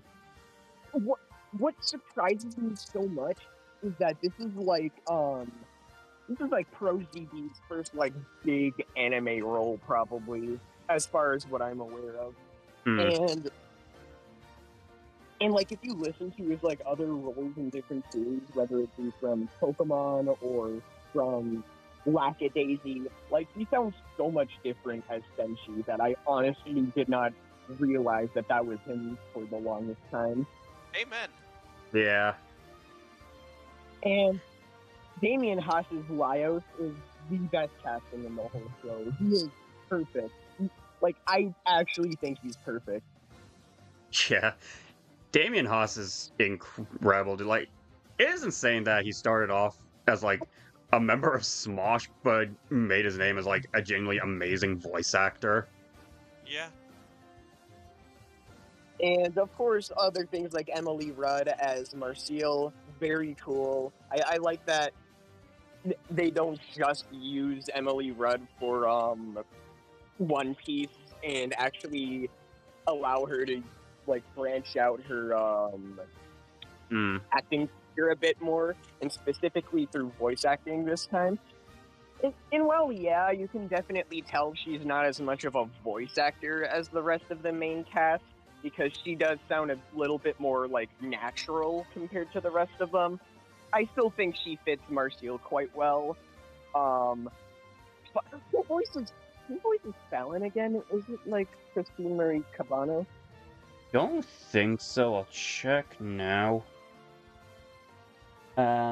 It's Lisa Reimold. Okay, because that's another, like, role that I think fits the character very well. But I think, out of all things, I was not expecting, even though they are, like, one of my favorite voice actors, I was not expecting Chilchuck to be one of my favorite performances from Casey Mongio, because they always have a role that I really like. Like, I'm an Ava fan. I actually defend the Netflix dub quite a lot, and I think that they are incredibly good casting for Shinji, for example. But I think that I actually like them more in their role as Chilchuck, entirely just because of how emotive Chilchuck gets to be. I will never forget the, like, Minute chest, like, trap room scene with only Chilchuck by himself, and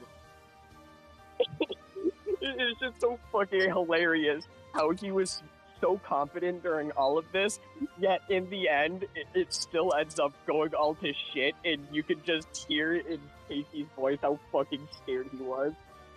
I'm so fucking scared. Great stuff. After that, we have Frieren Beyond Journey's End. So, I do have the odd issue with Frieren that I am hoping, like, gets a little more expanded on with season 2.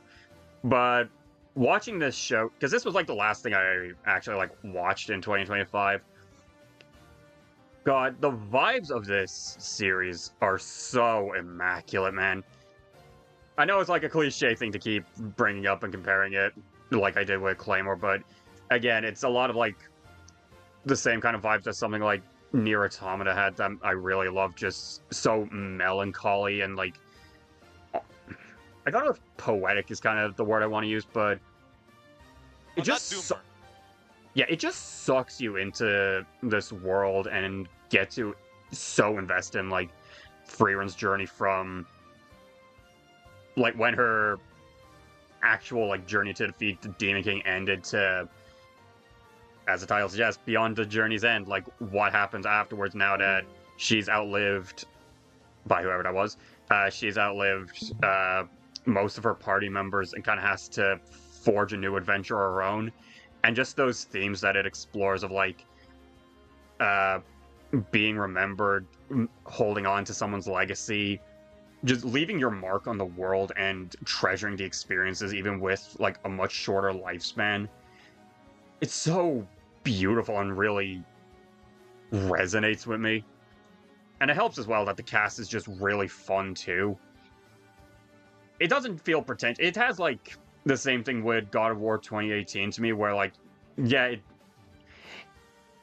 it doesn't feel Oscar bait because it still knows how to have fun with itself. Like characters like Stark and Fern still get to be a bit of a comedy duo at points.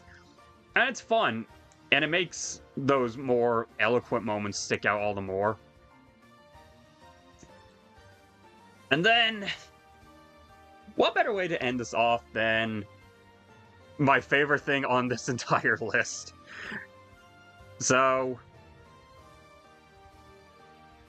I showed this anime to like a bunch of my friends after, you know, giving it a couple of years before I probably rewatched it again. Because Rose and Maiden, it is a very important series to me and means a lot. It's not the best thing on here from like an objective point of view. There's a lot of faults I can pinpoint to it.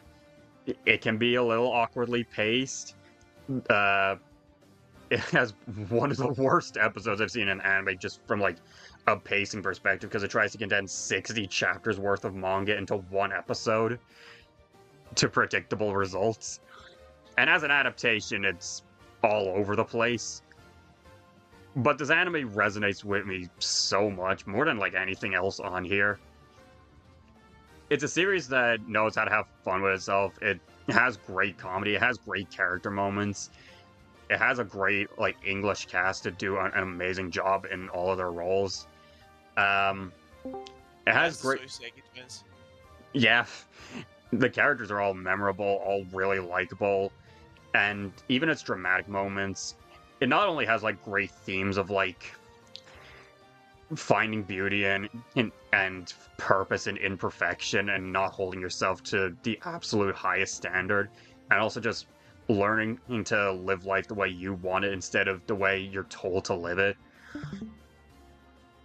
And even if they can be rushed at points, the dramatic moments it has, there's some just truly eloquent ones in here that make some of these characters my favorites of all time, like Seigento and Megu's relationship especially. I cannot sing enough praises about them, especially the fact that in the manga they're a lesbian couple. True story. Wink, wink. Dead ass? Not dead ass. They get married. But yeah, this show is truly special to me. If anyone here, if this sounds interesting at all, please watch it. It'd make me very happy. It's a very special anime to me, and I hope I made it sound remotely interesting. And that's all. Well, So, almost all.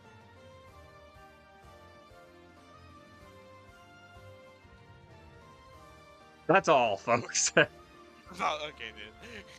So, that's basically where everything goes. every movie, every show, every game, every Can't wait. comic or manga that I've experienced in 2025. Every boyvert. Yes, every boyvert too. Well, that was really fun. Yep. Glad I got to do this, and hopefully, by whoever that was, hopefully I get to do like more of these in the future, because they can be exhausting, but these streams were really fun to do. You'll adapt eventually. Yeah, I just hope I don't have to trust you guys to behave yourselves again in future. Well, I never said anything. I didn't go over the line. Someone clip what Cryo, Mannington, and Greek were talking about when I walked away yesterday. I was a victim of that. I was a victim. I was coerced into it. Hold on a minute. Anyways, yeah, thank you guys all for watching, and And we'll do the same thing next year. exactly. Here's hoping I get to experience even more amazing pieces of art like these, and less like this. Well, I guess we can give a little snippet of what could be for this year. Yeah, I watched G-Force. Actual snippets of what it could be. It can be Bloodborne, it can be Ben 10, it can be fucking Yumi Neko. It's probably gonna be Yumineko. Well, we'll cross that bridge when we get there. Until then, I think now's a good time to head off, because I am fucking starving. Amen!